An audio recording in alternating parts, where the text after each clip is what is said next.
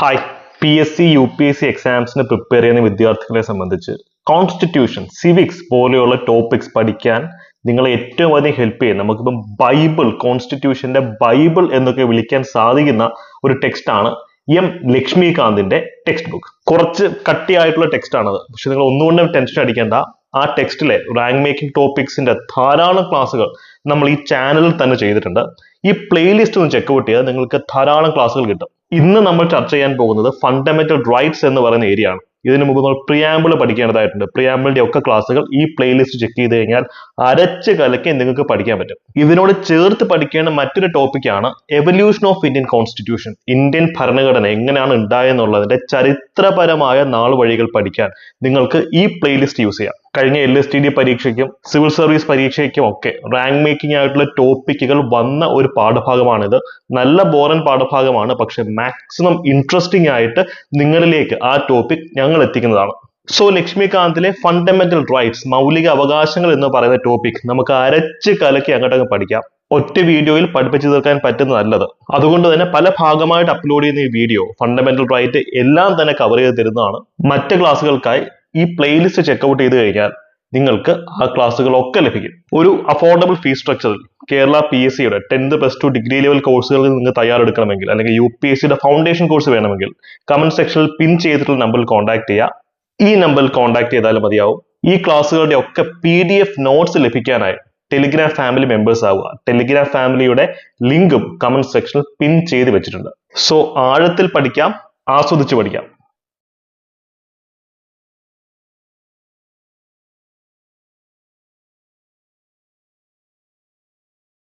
Fundamental rights part 3 of the കോൺസ്റ്റിറ്റ്യൂഷനകത്താണ് fundamental rights വരുന്നത്, അല്ലെ? ഇതിനെയാണ് നമ്മൾ മാഗ്ന കാർട്ട എന്ന് വിളിക്കുന്നത്. മാഗ്ന കാർട്ട 12 മുതൽ 35 വരെ ആർട്ടിക്കിൾസ് ആണ് ഇതിനകത്ത് വരുന്നത്. ഇതിന് ഇൻസ്പിറേഷൻ ഒക്കെ ബിൽ ഓഫ് റൈറ്റ്സ് ആണ്. അമേരിക്കയിലെ ബിൽ ഓഫ് റൈറ്റ്സ് ആണെന്നൊക്കെ നമുക്കറിയാം. ശരിക്കും നമ്മളിവിടെ ആഴത്തിൽ ഇറങ്ങി പഠിക്കുവാണെങ്കിൽ കുറവാകും. ഈ ബിൽ ഓഫ് റൈറ്റ്സ് എന്ന് പറഞ്ഞ കോൺസെപ്റ്റ് ആദ്യമേ നമ്മൾ കാണുന്നത് എവിടെ? ലോക ചരിത്രത്തിൽ. ആക്ച്വലി പൊളിറ്റി നമ്മൾ പഠിക്കുമ്പോൾ വേൾഡ് ഹിസ്റ്ററിയുമായിട്ട് ഇന്റഗ്രേറ്റ് ചെയ്ത് പഠിക്കണം. ഒറ്റയ്ക്ക് പഠിച്ചു കഴിഞ്ഞാൽ ശരിയാവില്ല. ബിൽ ഓഫ് റൈറ്റ്സ് നമ്മൾ ആദ്യമേ കാണുന്നത് എവിടെ? ഗ്ലോറിയസ് റെവല്യൂഷനിലാണ്. ഗ്ലോറിയസ് റെവല്യൂഷനിലാണ്. അപ്പൊ അതിന്റെ ബിൽ ഓഫ് റൈറ്റ്സ് ആണ് അമേരിക്കൻ ബിൽ ഓഫ് റൈറ്റ്സിന് ഇൻസ്പിറേഷൻ. ഈ യുണൈറ്റഡ് അല്ലെങ്കിൽ ഗ്രേറ്റ് ബ്രിട്ടൻ അല്ല, അന്ന് യുണൈറ്റഡ് കിങ്ഡം ഇല്ല, ഗ്രേറ്റ് ബ്രിട്ടൻ മാത്രമേ ഉള്ളൂ.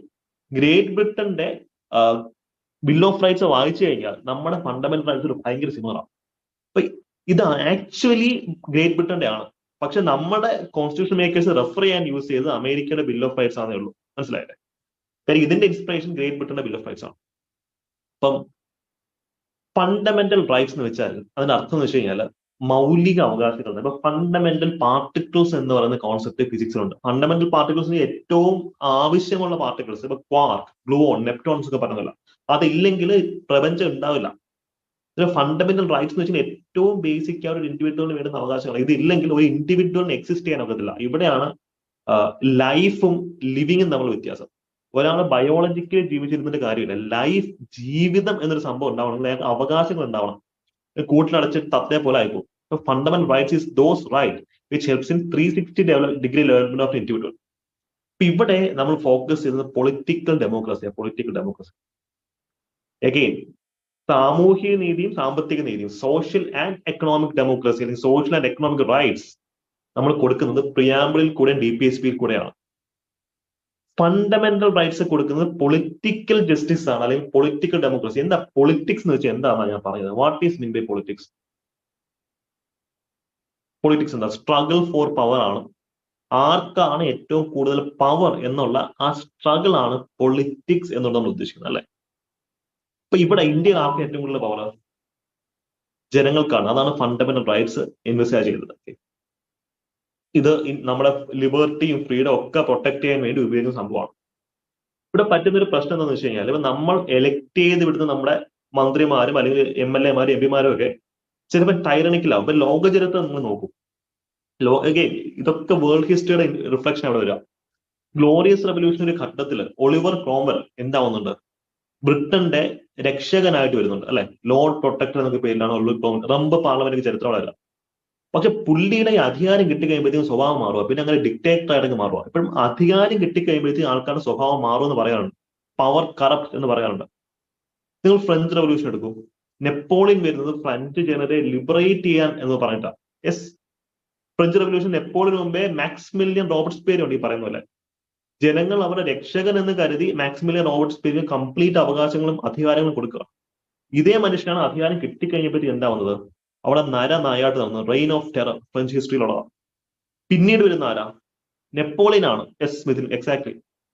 നെപ്പോളിയൻ വന്നു കഴിയുമ്പോഴത്തേക്കും നെപ്പോളിയൻ വരുന്നത് തന്നെ ഫ്രാൻസിന്റെ രക്ഷകൻ അല്ലെങ്കിൽ ചൈൽഡ് ഓഫ് ഫ്രഞ്ച് റെവല്യൂഷൻ. അധികാരം കിട്ടിക്കഴിയുമ്പോഴത്തേക്കും പുള്ളി സ്വയം രാജാവായിട്ട് പ്രഖ്യാപിക്കും. ഇവരെല്ലാം ഉടായ്പാണ്. അധികാരം അബ്സല്യൂട്ട് പവർ കറക്റ്റ്. ഇപ്പൊ ഹിറ്റ്ലറും മുസോളിനിയുടെ ഒക്കെ ചരിത്രം ഇങ്ങനെ. ഒരു എക്സെപ്ഷൻ ഈ മിഥിൻ പറഞ്ഞ പോലെ ഗാന്ധിജിയൊക്കെ മാത്രമേ ഉള്ളൂ. ഓക്കെ, അദ്ദേഹം മറ്റൊരു ലെവൽ മനുഷ്യനായിരുന്നു ഗാന്ധിജി. ഇവിടെ സംഭവിക്കുന്നതാ ദ ഫ്രീഡം, ലിബർട്ടി. നമ്മളെ എലക്ട് ചെയ്ത് വരുന്ന ആൾക്കാർ നമ്മളെ വഞ്ചിക്കുകയാണ്, ടൈറണിക്കലാവുകയാണെങ്കിൽ ഫണ്ടമെന്റൽ റൈറ്റ്സ് നമ്മളെ പ്രൊട്ടക്ട് ചെയ്യും. Because it is the most fundamental aspect എന്ന് പറയുന്ന സംഭവം. ഓക്കെ, നമ്മുടെ മെറ്റീരിയൽ, ഇന്റലക്ച്വൽ, മോറൽ, സ്പിരിച്വൽ എല്ലാ രീതിയിലുള്ള ഡെവലപ്മെന്റിനെ ഓഗ്മെന്റ് ചെയ്യുന്നതാണ് ഫണ്ടമെന്റൽ റൈറ്റ്. ഇപ്പൊ സ്പിരിച്വൽ മീൻസ് നമ്മുടെ ആത്മീയപരമായിട്ടുള്ള ഡെവലപ്മെന്റ്. അതാണ് ആർട്ടിക്കിൾ 25 പറയുന്നത്. മോറൽ ഡെവലപ്മെന്റ് ആർട്ടിക്കിൾ 17 പറയുന്നത്. നമുക്ക് ഓരോ ആർട്ടിക്കിൾസും പരിചയപ്പെടാം. ഓക്കെ, ഇതാണ് ഇതിന്റെ ബ്രോഡ് അപ്രോച്ച് എന്നുള്ളൊരു കാര്യം മനസ്സിലാക്കാം. റൈറ്റ്. ഇപ്പൊ കോൺസ്റ്റിറ്റ്യൂഷനകത്തെ ഫണ്ടമെന്റൽ റൈറ്റ്സ് ഇത്രയാണല്ലേ. ഏതൊക്കെയാ? Right to equality, right to freedom, right against exploitation, freedom of religion, education rights, property rights, constitution remedies. ഇപ്പം പ്രോപ്പർട്ടി എന്ന് പറയുന്നത് ഫണ്ടമെന്റൽ റൈറ്റ് അല്ല.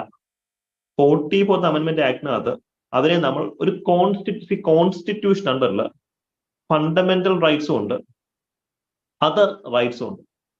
ഇത് കോൺസ്റ്റിറ്റ്യൂഷണൽ റൈറ്റ്സ് തന്നെയാണ്, പക്ഷെ ഫണ്ടമെന്റൽ റൈറ്റ്സ് അല്ല. For example right to vote, legal right അല്ല കേട്ടോ. ഇവിടെ ലീഗൽ റൈറ്റ് അല്ല. ലീഗൽ റൈറ്റ് കോൺസ്റ്റിറ്റ്യൂഷനകത്ത് വരാം. ലീഗൽ ഒരു നിയമം വഴി വരുന്നതാണ് ലീഗൽ റൈറ്റ്.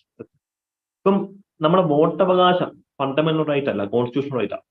അതേപോലെ നമ്മുടെ പ്രോപ്പർട്ടി, നമ്മുടെ വസ്തുവകകളുടെ മുകളിലുള്ള നമ്മുടെ അവകാശം, അത് കോൺസ്റ്റിറ്റ്യൂഷണൽ റൈറ്റ് ആ, ഫണ്ടമെന്റൽ റൈറ്റ് അല്ല. ബിക്കോസ് ഇപ്പൊ 300A എന്ന് പറയുന്ന ആർട്ടിക്കിൾ അണ്ടറിലാണ് ഇപ്പം റൈറ്റ് ടു പ്രോപ്പർട്ടി വരുന്നത്. ഓക്കെ, ഇപ്പൊ ഇത് ഇല്ല എന്നുള്ളത് അറിഞ്ഞിരിക്കാം. ഓക്കെ, റൈറ്റ് ടു പ്രോപ്പർട്ടി ഇല്ല. ഇത് എങ്ങനെ ഓർത്തിരിക്കാം? EF, ER, ER ഓർത്തിരിക്കാലോ. EF, ER. Right against exploitation, right to freedom, right equality, right to freedom, right against exploitation, religious rights, education rights and constitutional remedies. ഈ 6 റെമഡിയാണ്. റെമഡി ഇത് ഓർത്തിരിക്കുക. EF, ER എന്നുള്ള സംഭവം ഓർത്തിരിക്കുക. ഓക്കെ, ഫണ്ടമെന്റൽ റൈറ്റ്സിന്റെ ചില features നമുക്ക് just ഓടിച്ചൊന്ന് നോക്കാം. ഇത്രയും ഡെപ്തിൽ ക്വസ്റ്റ്യൻ വന്നിട്ടില്ല, എന്നാലും നിങ്ങൾ അവെയർ ആയിട്ടിരിക്കുക എന്തൊക്കെയാണ് ഫീച്ചേഴ്സ് എന്നുള്ള കാര്യം. സോ ഫണ്ടമെന്റൽ റൈറ്റ്സ്, ഇതിന്റെ ചില ബേസിക് ഫീച്ചേഴ്സ് ഉണ്ട്. ചില ഫണ്ടമെന്റൽ റൈറ്റ്സ് സിറ്റിസൺസിന് മാത്രമേ അവൈലബിൾ ആയിട്ടുള്ളൂ. ചില ഫണ്ടമെന്റൽ റൈറ്റ്സ് ഫോറിനേഴ്സിന് അവൈലബിൾ ആണ്.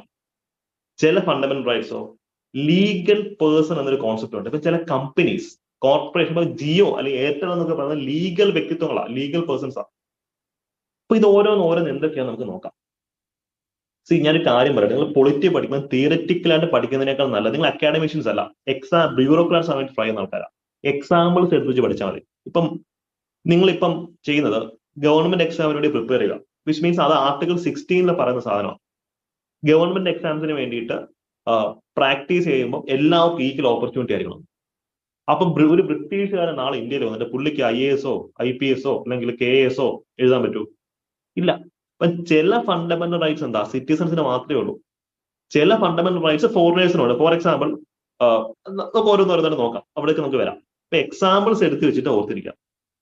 മറ്റൊരു സംശയം ചോദിച്ചോട്ടെ. ഇപ്പൊ എനിക്ക് article 21 freedom of life and liberty എനിക്കുണ്ട്.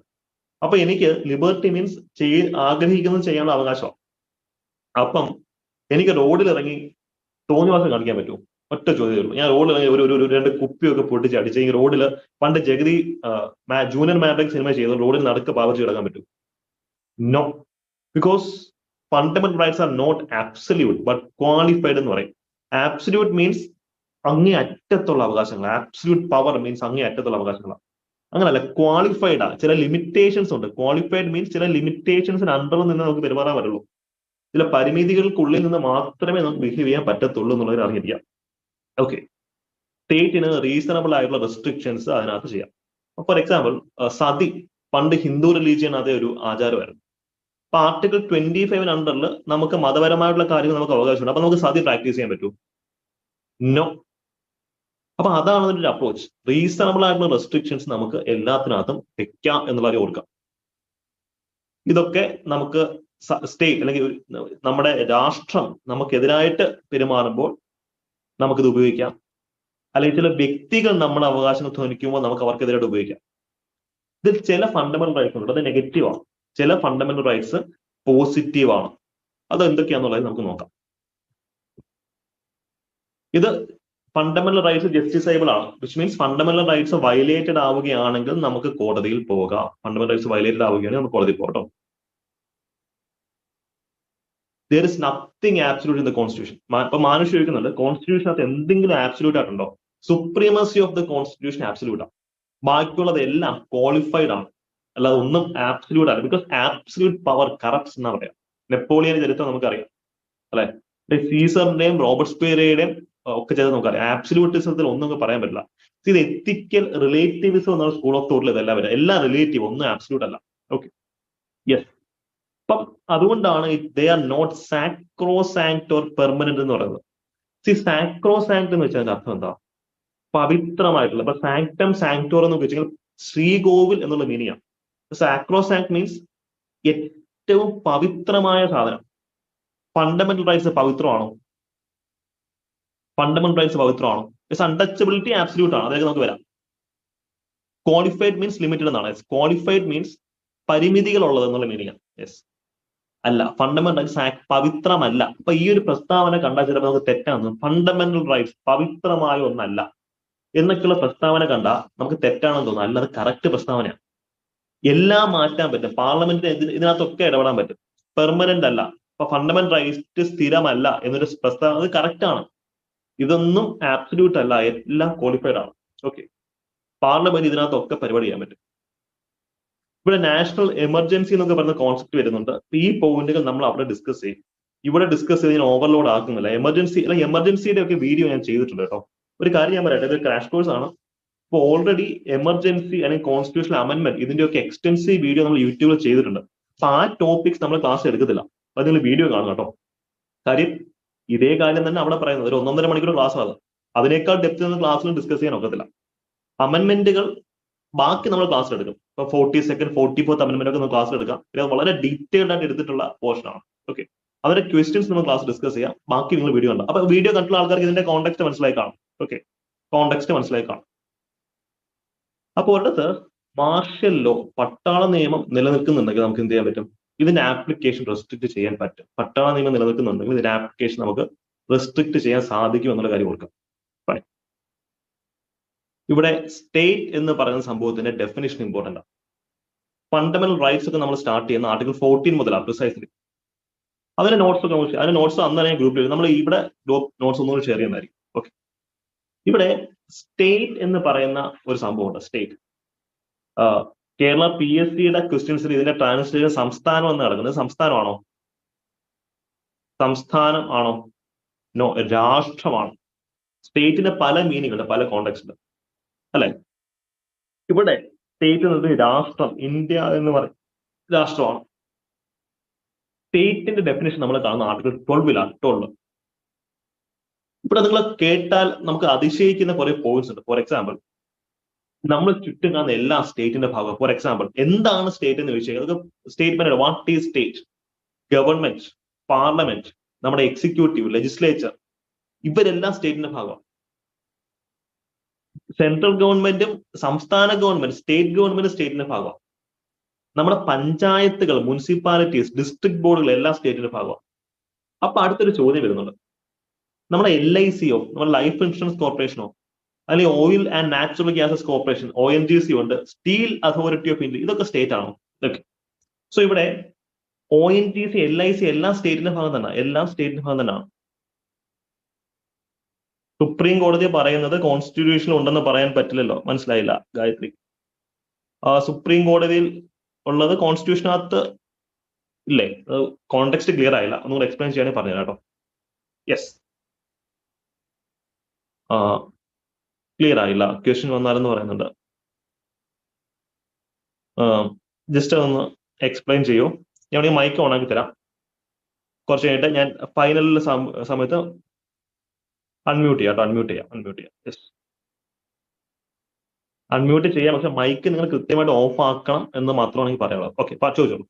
സർ, ക്വസ്റ്റ്യൻ എന്താണെന്ന് വെച്ചാൽ ഇപ്പൊ നമ്മൾ ഒരു ക്വസ്റ്റ്യൻ വരികയാണ്, കോൺസ്റ്റിറ്റ്യൂഷൻ അക്കോർഡിംഗ് ടു കോൺസ്റ്റിറ്റ്യൂഷൻ എന്ന് പറഞ്ഞിട്ട് ഒരു 4 സ്റ്റേറ്റ്മെന്റ് തരാണ്. അതിൽ ലാസ്റ്റ് സ്റ്റേറ്റ്മെന്റ് ഒരു പ്രൈവറ്റ് ബോഡി സ്റ്റേറ്റിന്റെ പാർട്ടാണ് അക്കോർഡിംഗ് ടു ആർട്ടിക്കിൾ 12 എന്നാണ് എന്നുണ്ടെങ്കിൽ നമ്മളത് ട്രൂ ആണോ ഫോൾസ് ആണോ എന്ന് പറയും. എന്താ പറയാ, ട്രൂ ആണോ അതോ ഫോൾസ് ആണോ? ഒരു private body can be A part of state എന്ന് പറഞ്ഞത് കറക്റ്റ് ആണ്. ഓൾ പ്രൈവറ്റ് ബോഡി, അത് അതിന്റെ ഗ്രാമർ അനുസരിച്ചിരിക്കും. ഫോർ എക്സാമ്പിൾ ഒരു സ്റ്റേറ്റ്മെന്റ് ഇങ്ങനെയാണ്, A private body can be treated as A part of state എന്ന് പറയുന്നത് കറക്റ്റ് സ്റ്റേറ്റ്മെന്റ് ആണ്. For example question article 12 implies ആണെങ്കിൽ നമ്മളത് ശരിയായിട്ടാണോ തെറ്റായിട്ടാണോ എഴുതേണ്ടത്? സ്റ്റേറ്റ്മെന്റ് എന്ന് മൊത്തത്തിൽ പറയോ? കാര്യം ക്യാനും സമ്മും ഒക്കെ വന്നു കഴിയുമ്പോൾ ഇതിന്റെ അർത്ഥം കംപ്ലീറ്റ്ലി മാറും. സ്റ്റേറ്റ്മെന്റ് കംപ്ലീറ്റ് എന്ന് പറയോ? ക്വസ്റ്റ്യൻ ആർട്ടിക്കിൾ 12 പ്രകാരം അല്ലെങ്കിൽ കോൺസ്റ്റിറ്റ്യൂഷനിലെ article 12 defines a state as എന്ന് പറഞ്ഞിട്ടാണെങ്കിൽ ലാസ്റ്റ് സ്റ്റേറ്റ്മെന്റ് ഈ പറയുന്ന സുപ്രീം കോർട്ട് പറഞ്ഞ ഒരു സ്റ്റേറ്റ്മെന്റ് ആണ് അവർ എഴുതുന്നത് എങ്കിൽ നമ്മൾ അത് ട്രൂ ആയിട്ടാണോ ഫോൾസ് ആയിട്ടാണോ കാണേണ്ടത്? സുപ്രീം കോർട്ട് പറഞ്ഞ ഏത് സ്റ്റേറ്റ്മെന്റ് ആണ് ഇപ്പോഴും സ്പെസിഫൈ ചെയ്തത്? ലാസ്റ്റ് സാർ എഴുതിയില്ലേ, according to the supreme court even a private body or an agency എന്ന് പറഞ്ഞ് സാർ എഴുതില്ലേ, ആ അതേ സ്റ്റേറ്റ്മെന്റ് ആണ് ആർട്ടിക്കിൾ 12 കോൺസ്റ്റിറ്റ്യൂഷനിൽ പറയുന്നത് എന്ന് ക്വസ്റ്റ്യൻ വന്നു കഴിഞ്ഞാൽ സുപ്രീം കോർട്ട് പറയുന്ന ഒരു കാര്യം നമ്മൾ കോൺസ്റ്റിറ്റ്യൂഷൻ ഇല്ല, കാര്യം എന്ന് പറഞ്ഞു എഴുതണോ? ഞാൻ പറയും, ഇത് കോൺസ്റ്റിറ്റ്യൂഷൻ ഇന്റർപ്രിട്ടേഷൻ ആണ്. കോൺസ്റ്റിറ്റ്യൂഷൻ എവിടെ ഇങ്ങനെ പറയുന്നില്ല. ഇത് സുപ്രീം കോടതി ഇന്റർപ്രറ്റ് ചെയ്ത് വെച്ചിരിക്കുന്നതാണ്. ഫോർ എക്സാമ്പിൾ ജുഡീഷ്യൽ റിവ്യൂ, ഇത് സുപ്രീം കോടതി ഇന്റർപ്രിട്ടേഷൻ. ഇങ്ങനെ ഒരു പേര് കോൺസ്റ്റിറ്റ്യൂഷൻ എവിടെ മെൻഷൻ ചെയ്യുന്നില്ല. നമുക്ക് കണ്ടിന്യൂ ചെയ്യാം. ആക്ച്വലി ഈ സ്റ്റേറ്റ്മെന്റ് നമ്മൾ സ്റ്റാർട്ട് ചെയ്തില്ല. ഈ സ്റ്റേറ്റ്മെന്റ് നമ്മൾ ഡിസ്കസ് ചെയ്യാൻ സ്റ്റാർട്ട് ചെയ്തിട്ടുണ്ടായിരുന്നില്ല.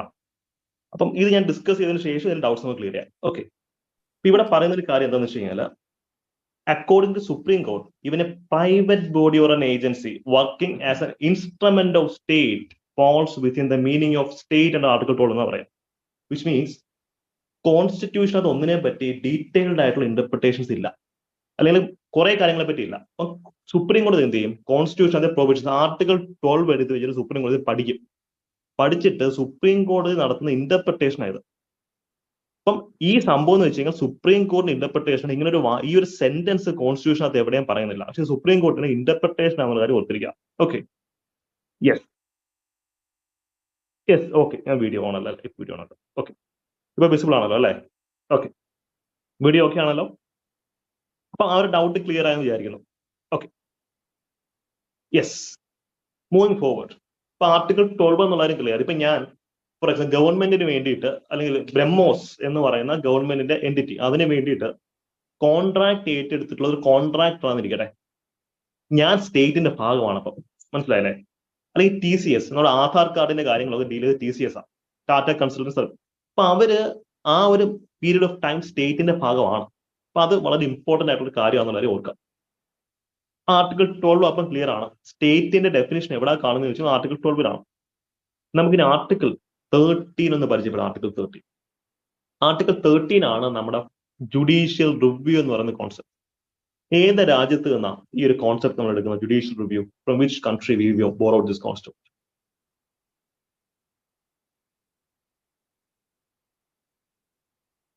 യെസ്, അമേരിക്കൻ കോൺസ്റ്റിറ്റ്യൂഷൻ ആണ്. എല്ലാവർക്കും അമേരിക്കൻ കോൺസ്റ്റിറ്റ്യൂഷൻ ആണ്. ഓക്കെ, അപ്പൊ ആർട്ടിക്കിൾ 13 നമുക്കൊന്ന് വായിക്കാം. അതിന്റെ കറക്റ്റ് റീഡിങ് ഇമ്പോർട്ടന്റ് ആണ്. Article 13 for example, it States that all laws that are inconsistent with or in derogatory of any of the fundamental rights shall be void.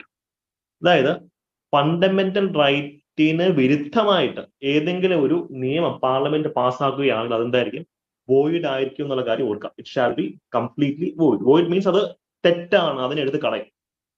ഇതിനെയാണ് judicial review എന്ന് പറയുന്നത്. പക്ഷെ judicial review എന്ന് പറയുന്ന വാക്ക് നമ്മൾ കോൺസ്റ്റിറ്റ്യൂഷനിൽ എവിടെയും ഉപയോഗിക്കുന്നില്ല. ഓക്കെ, അപ്പൊ ഇവിടെ ലോ, നിയമം എന്ന് പറയുന്നതിന്റെ ഡെഫിനിഷൻ ഇമ്പോർട്ടന്റ് ആണ്. ഇവിടെ ആർട്ടിക്കിൾ 13 വന്ന ലോ എന്ന് വെച്ച് കഴിഞ്ഞാൽ പാർലമെന്റ് പാസ്സാക്കുന്ന അല്ലെങ്കിൽ സ്റ്റേറ്റ് നിയമസഭ പാസ്സാക്കുന്ന നിയമങ്ങൾ മാത്രമാണോ? അല്ല. പ്രസിഡന്റിന്റെ ഓർഡിനൻസ് ഉണ്ട്. ആർട്ടിക്കിൾ 1, 2, 3 നമ്മൾ പഠിക്കും. പ്രസിഡൻഷ്യൽ അത് പാർലമെന്റ് സഭ കൂടാതിരിക്കുമ്പോൾ പ്രസിഡന്റ് പാസ്സാക്കുന്ന ടെമ്പററി ലോസ് ഓർഡിനൻസ് എന്ന് പറയാം. പിന്നീട് സ്റ്റാറ്റ്യൂട്ട്, ഇപ്പൊ ഡെലിഗേറ്റഡ് ലെജിസ്ലേഷൻ, നമ്മൾ ഗവർണൻസ് നിങ്ങൾ പഠിച്ച കോൺസെപ്റ്റാണ്. ഇതൊന്നും ഈ പറഞ്ഞ ഒരു കളക്ടർ ഒരു ഭയങ്കര മോശപ്പെട്ട ഒരു ഓർഡിനൻസ് കൊണ്ടുവന്ന, ഒരു എക്സിക്യൂട്ടീവ് ഓർഡർ കൊണ്ടുവന്നാൽ പോലും അതിനെ ഇതിനകത്തുള്ള ചെയ്യാൻ പറ്റും. സോ ആർട്ടിക്കിൾ 13 എന്ന് പറയുന്നത് പാർലമെന്റോ നിയമസഭയോ പാസ്സാക്കുന്ന നിയമങ്ങൾക്ക് മാത്രമല്ല ബാധകം. It is applicable to almost everything. Clear ആണല്ലോ? അപ്പൊ ഇത് സ്റ്റേറ്റ്മെന്റ് ആയിട്ട് വരാം. ഓക്കെ, ഇവിടെ നമ്മുടെ കേസ് സ്റ്റഡീസിന്റെ കൂട്ടത്തിലെ സൂപ്പർ സ്റ്റാർ ആണ് കേശവാനന്ദ ഭാരതി. കഴിഞ്ഞ വർഷം അദ്ദേഹം മരിച്ചു പോകുന്നത്. കറണ്ട് അഫയേഴ്സിൽ അദ്ദേഹം ഉണ്ട്. അപ്പം എല്ലാത്തിലും കേശവാനന്ദ ഭാരതി നിറഞ്ഞു കവിഞ്ഞ് നിൽക്കുക. ഇപ്പൊ ഫണ്ടമെന്റൽ റൈറ്റ്സിനകത്ത് കേശവാനന്ദ ഭാരതി പറയുന്നൊരു കാര്യമാണ്, ഈ കേസിൽ പറയുന്നൊരു കാര്യമാണ്, constitutional amendment can be challenged on the ground that it violates fundamental rights. അതായത് നമ്മളിത് അമെന്റ്മെന്റിന്റെ സെക്ഷനിൽ ഡീറ്റെയിൽഡ് ആയിട്ട് പഠിക്കും. പാർലമെന്റിന്, ഞാൻ ഒരു സ്റ്റേറ്റ്മെന്റ് തരട്ടെ, parliament cannot amend fundamental right. True or false? ശരിയാണോ തെറ്റാണോ എന്ന് പറഞ്ഞാൽ മതി.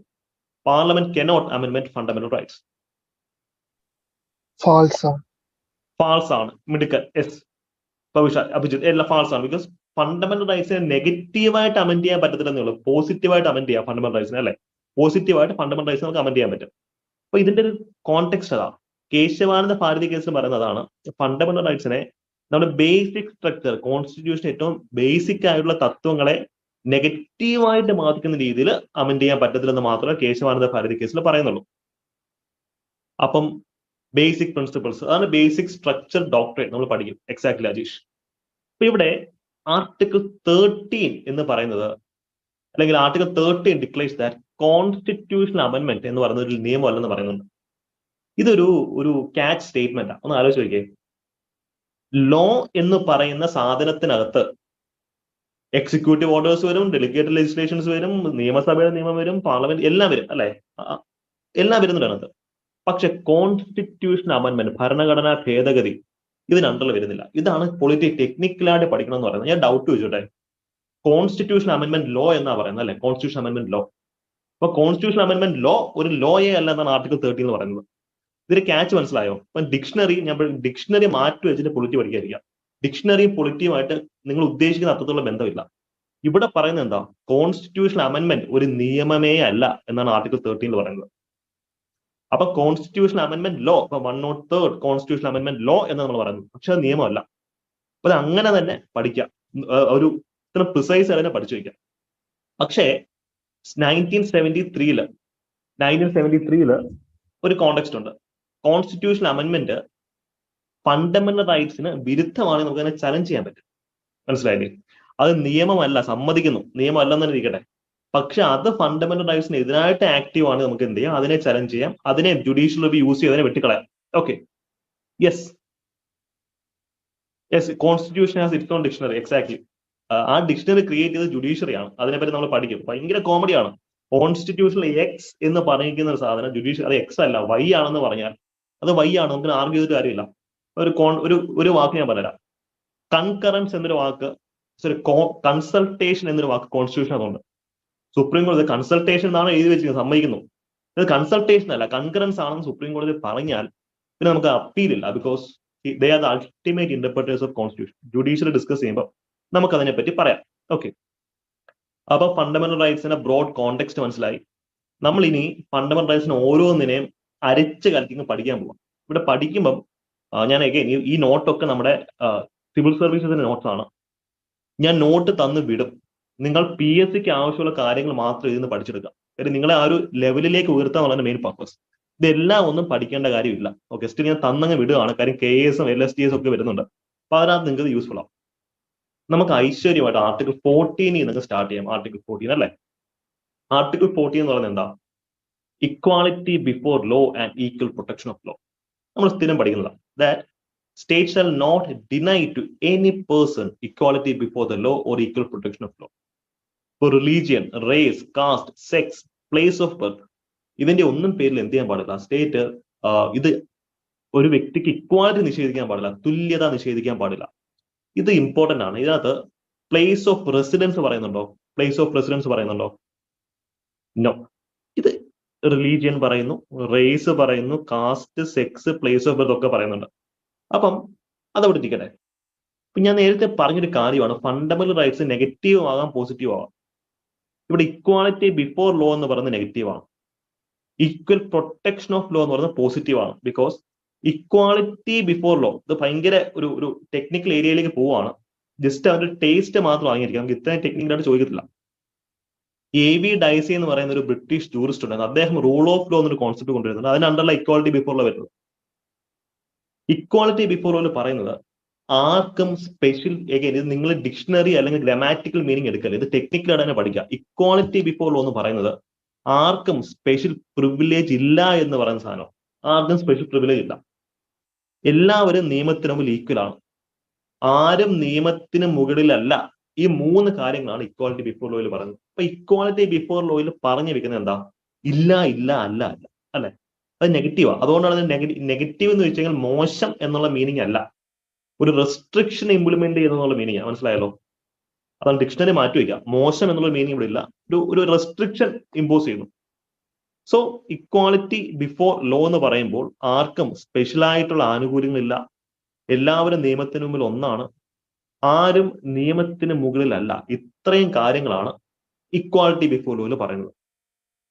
ഇത് ബ്രിട്ടീഷ് ഒറിജിനാണ്. ബ്രിട്ടനിൽ നിന്നാണ് നമ്മൾ ഇത് കൊണ്ടുവന്നിട്ടുള്ളത്. Okay. Equal protection of law കൊണ്ടുവന്നിട്ടുള്ളത് അമേരിക്കയിൽ നിന്നാണ്. എങ്ങനെ ഓർത്തിരിക്കാൻ പറ്റും? ഇപ്പം ലോക പോലീസ് ആരാ? ലോകത്തിൽ എല്ലാവരെയും പ്രൊട്ടക്ട് ചെയ്ത് നടക്കുന്ന ആരാ? അമേരിക്കൻസാ. അപ്പം USA നിന്ന് വന്നിട്ടുള്ളത് പ്രൊട്ടക്ഷൻ എന്നുള്ള കീവേഡിലുള്ള സാധനം നോക്കാം. ക്ലിയർ ആണല്ലോ? അപ്പൊ equal protection of law come from American constitution. Okay. അപ്പൊ ഈക്വൽ പ്രൊട്ടക്ഷൻ ഓഫ് ലോ എന്താന്ന് വെച്ച് കഴിഞ്ഞാൽ ഇത് പോസിറ്റീവ് കോൺസെപ്റ്റാണ്. പി പ്രൊട്ടക്ഷൻ വന്നു കഴിഞ്ഞാൽ പോസിറ്റീവാണ്. ഇവിടെ നെഗറ്റീവായിട്ടല്ല പോസിറ്റീവായിട്ടാണ് പറയുന്നത്. നോക്കാം. That equal treatment under equal circumstances. Equal ആയിട്ടുള്ള ആൾക്കാരെ ഈക്വൽ ആയിട്ട് ട്രീറ്റ് ചെയ്യുക, എല്ലാവർക്കും നിയമം ഈക്വൽ ആയിട്ട് ഇംപ്ലിമെന്റ് ചെയ്യുക, and like should be treated alike. ഒരേ രീതിയിലുള്ള ആൾക്കാർ ഒരേ രീതിയിൽ തന്നെ ട്രീറ്റ് ചെയ്യുക എന്നാണ് അതിനകത്ത് പറയുന്നത്. ഓക്കെ.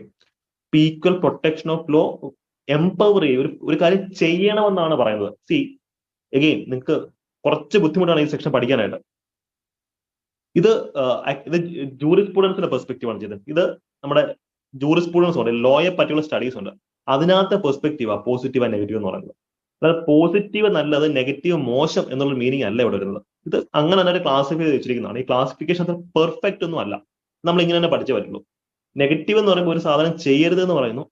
പോസിറ്റീവ് എന്ന് പറയുമ്പോൾ എന്താ? ഒരു കാര്യം ചെയ്യണം എന്ന് പറയും. ഇവിടെ എല്ലാം ചെയ് എന്നല്ലേ പറയുന്നത്. മറ്റേത് ചെയ്യരുത് എന്ന് പറയുന്നത്. ഇതാണ് പോസിറ്റീവ് ആൻഡ് നെഗറ്റീവ് കോൺസെപ്റ്റ് എന്ന് പറയാം. ഇത്രയും കാര്യങ്ങൾ ക്ലിയർ ആണല്ലോ? ഫണ്ടമെന്റൽ റൈറ്റ്സിന്റെ ആർട്ടിക്കിൾ 14 കാര്യങ്ങൾ ഇത്രയും ക്ലിയർ ആണല്ലോ? Any doubts?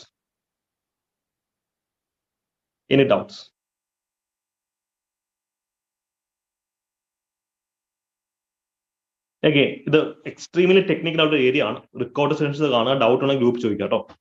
യെസ്. ഇവിടെ ഞാൻ ഒരു സംശയം ചോദിച്ചോട്ടെ. അടുത്ത ഒരു കൊനസ്റ്റ് ചോദ്യമാണ്. നമുക്ക് ഫണ്ടമെന്റൽ റൈറ്റ്സ് എവിടെ നിന്ന് കിട്ടിയെന്നാ പറഞ്ഞത്? ഫണ്ടമെന്റൽ റൈറ്റ്സ് നമ്മൾ എവിടെ നിന്ന് എടുത്തത്? അടിച്ചുമാറ്റി എടുത്താ അമേരിക്കൻ കോൺസ്റ്റിറ്റ്യൂഷൻ. പക്ഷെ ഇവിടെ കണ്ടോ, ഈ ഫണ്ടമെന്റൽ റൈറ്റ് നമ്മൾ എടുത്തിട്ടുള്ളത് ബ്രിട്ടീഷ് കോൺസ്റ്റിറ്റ്യൂഷൻ. നമ്മൾ ഇനി പഠിക്കുന്ന റിട്ടുകൾ ബ്രിട്ടീഷ് കോൺസ്റ്റിറ്റ്യൂഷൻ. സോ പൊളിറ്റിയുടെ ഒരു പ്രശ്നം ഇതാ, ഇതൊരു ഫിലോസഫിക്കൽ ടെക്സ്റ്റ്. ഇത് മതഗ്രന്ഥമായിട്ട് കരുതിയാൽ മതി. ഇന്ത്യ ഒരു റിലീജിയൻ ആണെങ്കിൽ അതിന്റെ റിലീജിയസ് ടെക്സ്റ്റ് ആയിട്ട്. അപ്പൊ അതുകൊണ്ട് തന്നെ അതിനകത്ത് പല രീതിയിലുള്ള കോൺസെപ്റ്റൽ ഇഷ്യൂസും ഉണ്ട്. അപ്പൊ നമ്മൾ അങ്ങോട്ടേക്ക് ഇറങ്ങി പോകേണ്ട കാര്യമില്ല. ഫണ്ടമെന്റൽ റൈറ്റ്സ് എവിടെ നിന്ന് എടുത്തിട്ടുള്ളത്? American constitution. അതായത് ബ്രിട്ടന്റെയും പല രാജ്യങ്ങളുടെ എലമെന്റ്സ് ഉണ്ട്. ഈവൻ ബ്രസീലിയൻ കോൺസ്റ്റിറ്റ്യൂഷനകത്തെ എലമെന്റ്സ് പോലും നമ്മുടെ ഫണ്ടമെന്റൽ റൈറ്റ്സ് ഉണ്ട്. പക്ഷെ പഠിക്കുമ്പോൾ ഇങ്ങനെ പഠിക്കുക. അതായത് പഠിച്ച് ഓവർ ആക്കിയാൽ നമ്മുടെ മാർക്ക് കുറയും. ഓവർ ആക്കരുത്. ഏറ്റവും എലമെന്ററി ആയിട്ടുള്ള കാര്യങ്ങൾ മാത്രം പഠിച്ചു പോകാം. പൊളിറ്റി പഠിച്ചാലും തീരാത്തൊരു ഏരിയ ആണ്. അപ്പൊ ഇത്രയും കാര്യങ്ങൾ ജസ്റ്റ് ഒന്ന് അറിഞ്ഞിരിക്കാം. നമുക്ക് ഇത്രയും ഡെപ്തിൽ ക്വസ്റ്റ്യൻസ് വരാറില്ല. ജസ്റ്റ് നിങ്ങളെ പ്രിപ്പയർ ചെയ്യുന്നതേ ഉള്ളൂ. ഇത് നമുക്ക് ഇമ്പോർട്ടന്റ് ആണ്. ഇക്വാളിറ്റി ആർട്ടിക്കിൾ 14 അല്ലെങ്കിൽ നമ്മുടെ ഫണ്ടമെന്റൽ റൈറ്റ്സിനെ പറ്റി പറയുന്നതാണ്. ഫണ്ടമെന്റൽ റൈറ്റ്സ് ആബ്സല്യൂട്ട് അല്ല, ക്വാളിഫൈഡ് ആണ്. നേരത്തെ പറഞ്ഞ സംഭവം ആബ്സല്യൂട്ട് അല്ല, അതിന് ചില റെസ്ട്രിക്ഷൻസും എക്സെപ്ഷൻസും ഉണ്ട്. എന്തൊക്കെ ഇവിടുത്തെ എക്സെപ്ഷൻസ്? പ്രസിഡന്റ്, MP-മാര് അല്ലെങ്കിൽ MLA-മാര്, ഫോറിൻ ഡിപ്ലോമാറ്റ്സ്. ഇപ്പം സംഭവം എന്ന് വെച്ച് കഴിഞ്ഞാൽ ഇപ്പൊ ഞാൻ ഒരാളെ തല്ലിക്കൊന്നു കഴിഞ്ഞാൽ എന്നെ പോലീസ് ഒന്ന് അറസ്റ്റ് ചെയ്യും. പക്ഷെ അമേരിക്കൻ അംബാസിഡർ ഒരാളെ വെടിവെച്ച് കൊന്നാൽ പോലും അംബാസിഡറിനെ അറസ്റ്റ് ചെയ്യാൻ പറ്റില്ല. ഇപ്പൊ പാകിസ്ഥാൻ അംബാസിഡർ ഇന്ത്യയിലുണ്ട് അല്ലെ? പാകിസ്ഥാൻ അംബാസിഡർ വന്നിട്ട് നാളെ ഒരാളെ വെടിവെച്ച് കൊല്ലുവാണെങ്കിൽ പോലും അദ്ദേഹത്തെ അറസ്റ്റ് ചെയ്യാൻ വിയന്ന കൺവെൻഷൻസ് ഇന്റർനാഷണൽ ട്രീറ്റീസ് ഒക്കെ ഉണ്ട്. ബിക്കോസ് ഫോറിൻ ഡിപ്ലോമാറ്റ്സിന് ഭയങ്കര ഇമ്മ്യൂണിറ്റിയാണ്, അവർ ഭയങ്കര പ്രൊട്ടക്ഷനും കാര്യങ്ങളാണ്. ഓക്കെ, ബെസ്റ്റ് എക്സാമ്പിൾ പറഞ്ഞു കഴിഞ്ഞാൽ കൊറോണയുടെ സമയത്തുണ്ടല്ലോ, ബ്രിട്ടീഷ് കൗൺസിലിലെ ഒരു സീനിയർ ഡിപ്ലോമാറ്റ് സൈക്ലിങ്ങിനാണ് ഡൽഹിയിൽ. കൊറോണയുടെ സമയത്ത് എല്ലാവരും മാസ്ക് വെക്കണം, പുറത്തിറങ്ങാൻ പാടുന്നത്, അവർ സൈക്ലിങ്ങിന് പുറത്തിറങ്ങി. അറസ്റ്റ് ചെയ്യാൻ പറ്റൂ, ഫൈൻ അടിക്കാൻ പറ്റൂ, എന്തെങ്കിലും ഒന്നും പറ്റത്തില്ല. അതിന് പോലീസ് ഇങ്ങനെ കൈകെട്ടി നോക്കിയിരിക്കുകയാണ്. അതിന് കോൺസ്റ്റിറ്റ്യൂഷണൽ പ്രൊട്ടക്ഷൻ അവർക്കുണ്ട്. അതാണ് സിവിൽ സർവീസിനകത്ത് one of the light forces ആണ് Indian foreign service. Extreme diplomatic immunities ആണ് അവർക്കുള്ളത്. Okay, yes, recent Canada issue. കാനഡയിൽ എന്താ സംഭവിച്ചത്? നമ്മുടെ ഡിപ്ലോമാറ്റ്സിനെ അവർ അറ്റാക്ക് ചെയ്യാൻ വരെ ശ്രമിച്ചു. അപ്പൊ അത് വലിയൊരു ഇഷ്യൂ ആണെന്നുള്ളത് അറിഞ്ഞിരിക്കാം. അപ്പൊ ഇവർക്കൊക്കെ മറ്റൊരു എക്സാമ്പിൾ പറയുകയാണെങ്കിൽ, പ്രസിഡന്റ് ഒരു ക്രിമിനൽ ആക്ട് ചെയ്ത് കഴിഞ്ഞാൽ പ്രസിഡന്റിനെ നമുക്ക് അറസ്റ്റ് ചെയ്യാൻ പറ്റും. പ്രസിഡന്റ് ഒരു വ്യക്തി വൈരാഗ്യത്തിന്റെ പേരിൽ ഒരാളെ എടുത്തിട്ട് ഇടിക്കുന്നു, അല്ലെ? പ്രസിഡന്റിനെ അറസ്റ്റ് ചെയ്യാൻ പറ്റുമോ? No, no, exactly. President is immune from criminal liabilities even for his personal life. നമ്മൾ പഠിക്കും, പ്രസിഡന്റ് ഒക്കെ വരുന്നുള്ളൂ, നമ്മൾ അതൊക്കെ പഠിക്കും. ഇവിടെ ഒക്കെ എക്സെപ്ഷൻസ് ഉണ്ട്. ഓക്കെ, ഇതൊരു മോശം കാര്യം എന്ന് പറയാൻ പറ്റുമോ? നോ. കാര്യം ഇത് ഒരു ഓർഡർ ചെയ്യാനുള്ള സംഭവമാണ്. യെസ്, ഓഫ് കോഴ്സ് അഭിജിത്ത്, അവരുടെ കൺട്രിയിൽ അവർ ഡിപ്ലോമാറ്റ്സ് അല്ലല്ലോ, അവരവിടുത്തെ സിറ്റിസൺസ് അല്ലേ. പുറത്ത് വരുമ്പോഴാണ് ഡിപ്ലോമാറ്റ്സ് ആവുക. In there country they ordinary citizens. Still ഈ പറയുന്ന പോലെ പല പല ഇമ്മ്യൂണിറ്റീസും IFS ഓഫീസേഴ്സ് ലോകത്ത് മുഴുവനുണ്ട്. മറ്റൊരു കോമഡി എന്ന് വെച്ച് കഴിഞ്ഞാൽ, ഇതിനിടയ്ക്ക് ഒരു പാകിസ്ഥാൻ ഫോറിൻ സർവീസ് ഡിപ്ലോമാറ്റിനെ അറസ്റ്റ് ചെയ്തു. ഒരു പുള്ളി, ഇവർക്ക് എയർപോർട്ടിൽ ചെക്കിങ്ങും കാര്യങ്ങളൊന്നുമില്ല. ഇവരെന്ത് ചെയ്യും? വരുമ്പോഴും പോകുമ്പോഴും ഒക്കെ ഒരു 10-20 കിലോ ഗോൾഡ്, സ്വർണം ഇവിടെ കയ്യിലും കാലിലും ഒക്കെ ഫിറ്റ് ചെയ്തുകൊണ്ട് പോകും. സ്വർണ്ണക്കടത്ത് അത് പൊക്കി അയാളെ അറസ്റ്റ് ചെയ്തു. കാര്യം അതും വിയന്ന കൺവെൻഷൻ എതിരാണ്.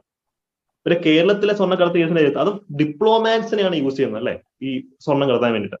ഇനി അവരെ ചെക്ക് ചെയ്യാൻ ഒക്കത്തില്ല, അവരുടെ ബാഗേജ് പോലും തൊടാൻ പറ്റത്തില്ല. ഡിപ്ലോമാറ്റിക് ബാഗേജ് എന്ന് പറഞ്ഞിട്ടായിരുന്നു എഴുതി വിട്ടത്. അപ്പൊ അതൊക്കെ വരുന്നത് ആർട്ടിക്കിൾ 14 അണ്ടറിലാണ്. UAE കോൺസുലേറ്റ് ഇഷ്യൂ നമ്മൾ കണ്ടതാണ്. നമ്മുടെ ചുറ്റും നടക്കുന്ന കാര്യങ്ങൾ ഇതോടെ ലിങ്ക് ചെയ്യിക്കാം. ഓക്കെ, അപ്പൊ ഇവിടെ അത്രയും കാര്യങ്ങൾ വരേണ്ടത്. ഓക്കെ, ഇവിടെ എഗെയിൻ നമുക്ക് പഠിക്കാനുള്ള ഒരു സിമ്പിൾ കോൺസെപ്റ്റ് ഉണ്ട്. അത് നമുക്ക് കേസിനൊക്കെ ഇമ്പോർട്ടന്റ് ആണ്. അപ്പൊ ഞാൻ അതിന്റെ അധികം ഡിസ്കഷനിലേക്ക് പോകത്തില്ല. ജസ്റ്റ് പെരിഫറലായിട്ട് മാത്രം കേട്ടിരുന്നാൽ മതി. അജീഷ് ഈന്തപ്പഴം എന്നൊക്കെ പറയുന്നുണ്ട്. Okay, fine. അപ്പൊ ഞാനിപ്പോ ജസ്റ്റ് കേട്ടിരുന്നാൽ മതി. When Article 31C comes in, Article 14 goes out. Article 31C എന്ന് പറയുന്നത് Article 14 വിരുദ്ധമാണ് എന്നുള്ളവരെ അറിഞ്ഞിരിക്കുക. Okay, Article 31C is opposite to Article 14. ഇത്രയെങ്കിലും അറിഞ്ഞിരിക്കുക. അതായത് പൊതുവെ നമ്മൾ പറയുന്നൊരു കാര്യമാണ്, ഫണ്ടമെന്റൽ റൈറ്റ്സ് ആണ് DPSP കാട്ടിയും പ്രധാനം. ഓക്കെ, ഫണ്ടമെന്റൽ റൈറ്റ്സ് ആണ് DPSP കാട്ടി ഏറ്റവും പ്രധാനപ്പെട്ടത്, അല്ലെങ്കിൽ വെയിറ്റേജ് കൂടുതൽ അതിനാണ്. പക്ഷെ Article 31C എന്ന് പറയുന്നത് കുറച്ച് എക്സ്ട്രാ വെയിറ്റേജ് ഉള്ള ഫണ്ടമെന്റൽ റൈറ്റ് ആണ്. DPSPസിന്റെ ഡിസ്കഷൻ നമുക്ക് വരുന്നുണ്ട്. അപ്പൊ ഇതിന്റെ കണ്ടിന്യൂഷൻ നമ്മൾ അവിടെ നടത്തും. അപ്പൊ ഞാൻ ഈ ഡയലോഗ് ഞാൻ ചോദിക്കും, ഇവിടെ നമ്മൾ എന്താ പഠിച്ചതെന്ന് നമ്മൾ ചോദിക്കും. നമ്മൾ ശ്രമിക്കുന്നത് ഒരു ലിങ്ക് ഇട്ട് തരുവാ. ഇപ്പൊ DPSP പഠിക്കുമ്പോൾ നിങ്ങൾ എക്സ്പെക്ട് ചെയ്യണം, ഫണ്ടമെന്റൽ റൈറ്റ്സ് നമ്മൾ എന്തെങ്കിലും പറഞ്ഞായിരുന്നല്ലോ, നിങ്ങൾ എക്സ്പെക്ട് ചെയ്യണം, എന്റെ ചോദിക്കാൻ വേണം. DPSP പഠിക്കുമ്പോഴത്തേക്കും ഇത് എന്താണ് നിങ്ങൾ അപ്പൊ എന്റെ ചോദിക്കണം. ഓക്കെ, ഒരു ലിങ്ക് ഇട്ട് തരുവാണ്, എല്ലാം കണക്റ്റഡ് ആണ്. ഇപ്പം ഡിപ്ലോമാറ്റിക് റൂളേഴ്സിന്റെ ഒക്കെ കാര്യം നമ്മൾ പറയും. സോവറിൻ റൂളേഴ്സ്, അല്ലെങ്കിൽ UAE പ്രിൻസ് ഇന്ത്യയിൽ വരിക, അല്ലെ, അല്ലെങ്കിൽ നേപ്പാളിലെ രാജാവ്, മ്യാൻമാർ, അവർക്കൊക്കെ ഭയങ്കര ഇമ്മ്യൂണിറ്റിയാണ്. യുണൈറ്റഡ് നേഷൻ ഓർഗനൈസേഷൻസിലെ മെമ്പേഴ്സിനും ഭയങ്കര ഇമ്മ്യൂണിറ്റി ആണെന്നുള്ള കാര്യം ഓർക്കുക. ഓക്കെ, ആർട്ടിക്കിൾ 14 നമ്മുടെ അവിടെ കഴിഞ്ഞു. എഗെയിൻ ആരുടെയോ മൈക്ക് പിന്നെ ഓൺ ആണ്. ഞാൻ പിന്നെ നിങ്ങൾ എല്ലാവരെയും മ്യൂട്ട് ചെയ്യാൻ നിർബന്ധിതരായിരിക്കുകയാണ്. ഓക്കെ, അടുത്തത് ആർട്ടിക്കിൾ 15 ആണ്. ആർട്ടിക്കിൾ 15 എന്ന് പറയുന്നത് ഒരു സിനിമയുടെ പേരാണ്. ഈ സിനിമ നിങ്ങൾ കണ്ടിട്ടുണ്ടോ? ആയുഷ്മാൻ ഖുരാനയുടെ ഒരു 1.5 സിനിമയാണ് ആർട്ടിക്കിൾ 15. കണ്ടിട്ടുള്ള ആൾക്കാരെ ഹാൻഡ് ഒന്ന് റേസ് ചെയ്യൂ. യെസ്, ശ്രാവണ കണ്ടിട്ടുണ്ട്. ഒരു ബ്യൂറോക്രാറ്റ് ആവാൻ ആഗ്രഹിക്കുന്ന ആൾക്കാർ കണ്ടിരിക്കുന്നത്. അശോകം കണ്ടിട്ടുണ്ട്, കുറച്ച് പേര് കണ്ടിട്ടുണ്ട്. ഇവിടെ ആയുഷ്മാൻ ഖുരാന ഫാൻസ് ആരും ഇല്ലേ? ഓക്കെ, ആരും ഇല്ലെന്ന് തോന്നല്ലേ? ഇത് കണ്ടിരിക്കേണ്ട ഒരു സിനിമയാണ് കേട്ടോ.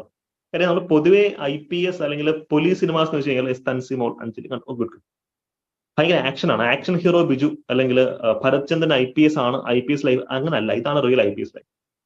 ഇതിനകത്ത് വല്ല ആക്ഷനും ഇടിയും വെടിയും പുകയൊന്നുമില്ല. റിയൽ ലൈഫാണ് കാണിക്കുന്നത്. ബിക്കോസ് ആർട്ടിക്കിൾ 15 ഇൻ ഡെപ്ത് പഠിക്കണമെങ്കിൽ ഈ സിനിമ കണ്ടേ വരത്തുള്ളൂ. ആർട്ടിക്കിൾ 15 എന്താ പറയുന്നത്? Prohibition of discrimination on certain grounds. വിവേചനം പാടില്ല. എന്തിന്റെ പേര് വിവേചനം പാടില്ല? മതത്തിന്റെയോ വംശത്തിന്റെയോ ജാതിയുടെയോ ലിംഗത്തിന്റെയോ ജനിച്ച സ്ഥലത്തിന്റെയോ പേരിൽ വിവേചനം പാടില്ല എന്നാ പറയുന്നത്. ഇവിടെ പ്ലേസ് ഓഫ് റെസിഡൻസ് പറയുന്നുണ്ടോ? താമസിക്കുന്ന സ്ഥലത്തെ പറ്റി ഇവിടെ പറയുന്നുണ്ടോ? ഇല്ല. അത് അങ്ങനെ തന്നെ പഠിച്ചു വെക്കുക. ഇതൊക്കെ നമുക്ക് വായിക്കുമ്പോൾ ഈസി ആയിട്ട് തോന്നും. എക്സാംസിന് ക്വസ്റ്റ്യൻ വരുന്നത് ഇങ്ങനെ പ്ലേസ് ഓഫ് റെസിഡൻസ് പറയുന്നുണ്ടോ? ഇല്ല. അത് വരുന്നത് ആർട്ടിക്കിൾ 16 ഓക്കെ. അപ്പം മതം, വംശം, ജാതി ഇതിന്റെ ഒന്നും പേരിൽ വിവേചിക്കാൻ പാടില്ല എന്നാ പറയുന്നത്. അപ്പൊ ഇവിടെ നിങ്ങളൊരു വാക്ക് ശ്രദ്ധിച്ചു, ഒള്ളി. പൊതുവെ എലിമിനേഷൻ ടെക്നിക്സിൽ പറയുന്ന ഒള്ളി എന്നുള്ള വാക്ക് വരുമ്പോൾ എലിമിനേറ്റ് ചെയ്യണം എന്ന് പറയും. പക്ഷെ കോൺസ്റ്റിറ്റ്യൂഷൻ അത് ഇവിടെ ഒള്ളി വരുന്നുണ്ട്. ഇത് എലിമിനേറ്റ് ചെയ്യാൻ പാടില്ല. ബിക്കോസ് കോൺസ്റ്റിറ്റ്യൂഷൻ എന്ന് പറയുന്നത് ഇത്രയും കാര്യങ്ങളല്ലാതെ മറ്റു പല ഗ്രൗണ്ടും കാണുമല്ലോ, അതിന്റെ പേരിലൊക്കെ വിവേചനമാവാം. Okay, only connotes that discrimination other grounds are allowed or it is not prohibited. അതാണ് ഇതിന്റെ ഹൈറ്റ്. ഓക്കെ, ഫോർ എക്സാമ്പിൾ പോലീസിൽ ജോലിക്ക് കയറണമെങ്കിൽ നിങ്ങൾക്ക് മിനിമം ഹൈറ്റ് വേണമെന്നുണ്ട് അല്ലെ? അപ്പൊ ഹൈറ്റ് ഇല്ലെങ്കിൽ അതിന്റെ മെയിൻ റീസൺ ഈ ഇതുണ്ടല്ലോ ഗൺ, അതിന്റെ ഡയമെൻഷൻ വെച്ചിട്ടാണ് പറയുന്നത്. അപ്പൊ ഗൺ യൂസ് ചെയ്യണമെങ്കിൽ പർട്ടിക്കുലർ ഹൈറ്റ് ഉണ്ടെങ്കിൽ ഗൺ എഫക്റ്റീവായിട്ട് യൂസ് ചെയ്യാൻ പറ്റത്തുള്ളൂ, വലിയ ഗൺ. അപ്പം അത് ഡിസ്ക്രിമിനേഷൻ ആണോ? അല്ല, കാര്യം അത് ഫിസിക്കൽ റിക്വയർമെന്റ് ആണെന്നാണ് നമ്മൾ പറയുന്നത് അല്ലെ? അപ്പൊ അതൊക്കെ ബാക്കി ഗ്രൗണ്ടിൽ ഡിസ്ക്രിമിനേഷൻ ആകാം. എക്സാക്ട്ലി ഹിമ, ഗായത്രി. അപ്പൊ അതാണ് അതിന്റെ അപ്രോച്ച് എന്ന് പറയുന്നത്. ഇതൊക്കെ നിങ്ങൾ എക്സാമ്പിൾസിൽ കൂടെ ഓർത്തിരിക്കാൻ ശ്രമിക്കുക. അപ്പൊ ആർട്ടിക്കിൾ 15 പറയുന്ന കാര്യങ്ങൾ എന്തൊക്കെയാ? നിങ്ങളിപ്പം ഒരു പബ്ലിക് ഷോ അല്ലെങ്കിൽ ഒരു പബ്ലിക് റെസ്റ്റോറന്റ്, ഹോട്ടൽ അല്ലെങ്കിൽ ഒരു സിനിമ തിയേറ്റർ, പബ്ലിക് എന്റർടൈൻമെന്റ് സ്ഥലങ്ങൾ, ഇവിടെയൊക്കെ കയറുമ്പോൾ നിങ്ങളുടെ ഈ ഗ്രൗണ്ടിൽ നിങ്ങളെ അങ്ങോട്ടുള്ള എൻട്രി നിഷേധിക്കുകയാണെങ്കിൽ നിങ്ങൾക്ക് കേസിന് പോവാം. ഈ സിനിമയിൽ കാണുന്നതാ, ഇവിടെ ദളിത്സിനെ കൂട്ടക്കുരുതി നടത്തുവരെ. ഇത് കോണ്ടെക്സ്റ്റ് തന്നെ 2 ദളിത് പെൺകുട്ടികളെ കൊല്ലുന്നതായിട്ട് കാണിച്ചിട്ടാണ്. അത് അന്വേഷിക്കാൻ വരുന്ന പോലീസ് ഓഫീസറാ ഇദ്ദേഹം. ഇവിടെ ഒക്കെ സംഭവിക്കുന്ന ആർട്ടിക്കിൾ 15 വയലേഷനാണ്. ജാതിയുടെ പേരിൽ ആൾക്കാരെ കൊല്ലുന്ന ഒരു സമൂഹത്തിനകത്തേക്കാണ് ആയുഷ്മാൻ ഖുറാൻ ചെന്നത്. പക്ക ക്ലൈമാക്സ് കുറച്ച് സിനിമാറ്റിക് ആണ്, അതിന്റെ ബാക്കിയെല്ലാം ഭയങ്കര റിയലിസ്റ്റിക് ആയിട്ടാണ് കാണിക്കുന്നത്. ഓക്കെ, കിട്ടുന്ന ഫിലിമാണോ? എഗെയിൻ ഇവിടെ പറഞ്ഞ മറ്റൊരു കാര്യമാണ് ഈ കിണർ അല്ലെങ്കിൽ ടാങ്ക് അല്ലെങ്കിൽ നമ്മൾ കുളിക്കിറങ്ങുന്ന കുളം ഉണ്ടല്ലോ, ബാത്തിങ് കട്ട്സ്. ഇവിടെ ഒന്നും ഇപ്പൊ സ്റ്റേറ്റിന്റെ ഫണ്ട് ഇപ്പം ഞാനൊരു സ്വിമ്മിംഗ് പൂൾ പണിയും, എനിക്ക് വേണമെങ്കിൽ പറയാം പുറത്തുനിന്നുള്ള ആരും വരും എന്നുള്ള കാര്യം. സ്റ്റേറ്റിന്റെ ഫണ്ട് യൂസ് ചെയ്ത് ഈ പറയുന്ന പോലെ ഒരു ബാത്തിങ് കട്ട് ഉണ്ടെങ്കിൽ അവിടെ ആരുടെ എൻട്രി നിഷേധിക്കാൻ പറ്റത്തില്ല. ഇത് എല്ലാവർക്കും ജനറൽ പബ്ലിക്കിനും ഒക്കെ തുറന്നു കൊടുക്കണം എന്ന് പറഞ്ഞ റീസൺ അതാണ്. ഓക്കെ, ഡിസ്ക്രിമിനേഷൻ പാടില്ല. പക്ഷേ നമ്മൾ റിസർവേഷൻ കൊടുക്കുന്നുണ്ടല്ലോ, അത് ഡിസ്ക്രിമിനേഷൻ ആണോ? നോ. അത് കോൺസ്റ്റിറ്റ്യൂഷനിൽ പറയുന്നുണ്ട്. ഈ വിവേചനം പാടില്ല എന്ന് പറയുന്നത് അതിനകത്തൊരു എക്സെപ്ഷൻ കോൺസ്റ്റിറ്റ്യൂഷൻ എന്ന് പറയുന്നുണ്ട്. ഓക്കെ, അതാണ് പറയുന്നത്. കോൺസ്റ്റിറ്റ്യൂഷൻ ആബ്സല്യൂട്ട് അല്ല, പല കാര്യങ്ങളും ക്വാളിഫൈഡ് ആണ്. ഫോർ എക്സാമ്പിൾ, സ്ത്രീകളുടെയും കുട്ടികളുടെയും ഉന്നമനത്തിന് വേണ്ടിയിട്ട് എന്ത് ചെയ്യാം, സ്പെഷ്യൽ പ്രൊവിഷൻസ് ഉണ്ട്. അപ്പൊ ഫോർ എക്സാമ്പിൾ ഇപ്പം അംഗൻവാടിയിൽ അമൃതം പൊടി കിട്ടും, അമൃതം പൊടി അല്ലെ?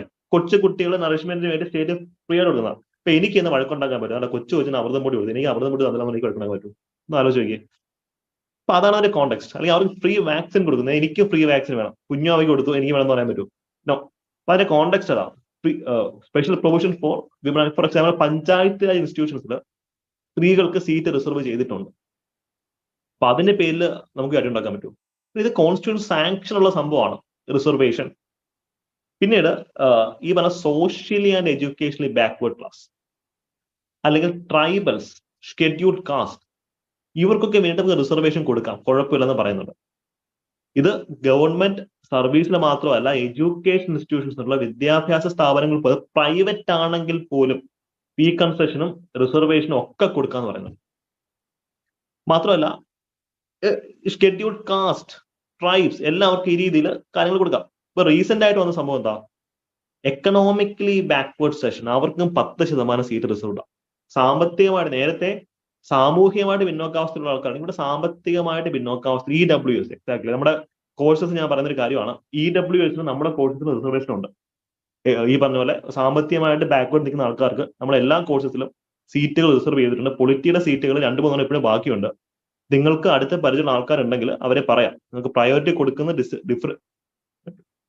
ഡിഫറൻ്റ്ലി ഏബിൾ ആയിട്ടുള്ള ആൾക്കാർ, ട്രാൻസ്ജെൻഡേഴ്സ് അല്ലെങ്കിൽ ഈ പറഞ്ഞ പോലെ ഹൗസ് വൈഫ്സ് ഉണ്ടല്ലോ, അവരാണ് ഏറ്റവും സ്ട്രഗിൾ ചെയ്യുന്ന ആൾക്കാർ.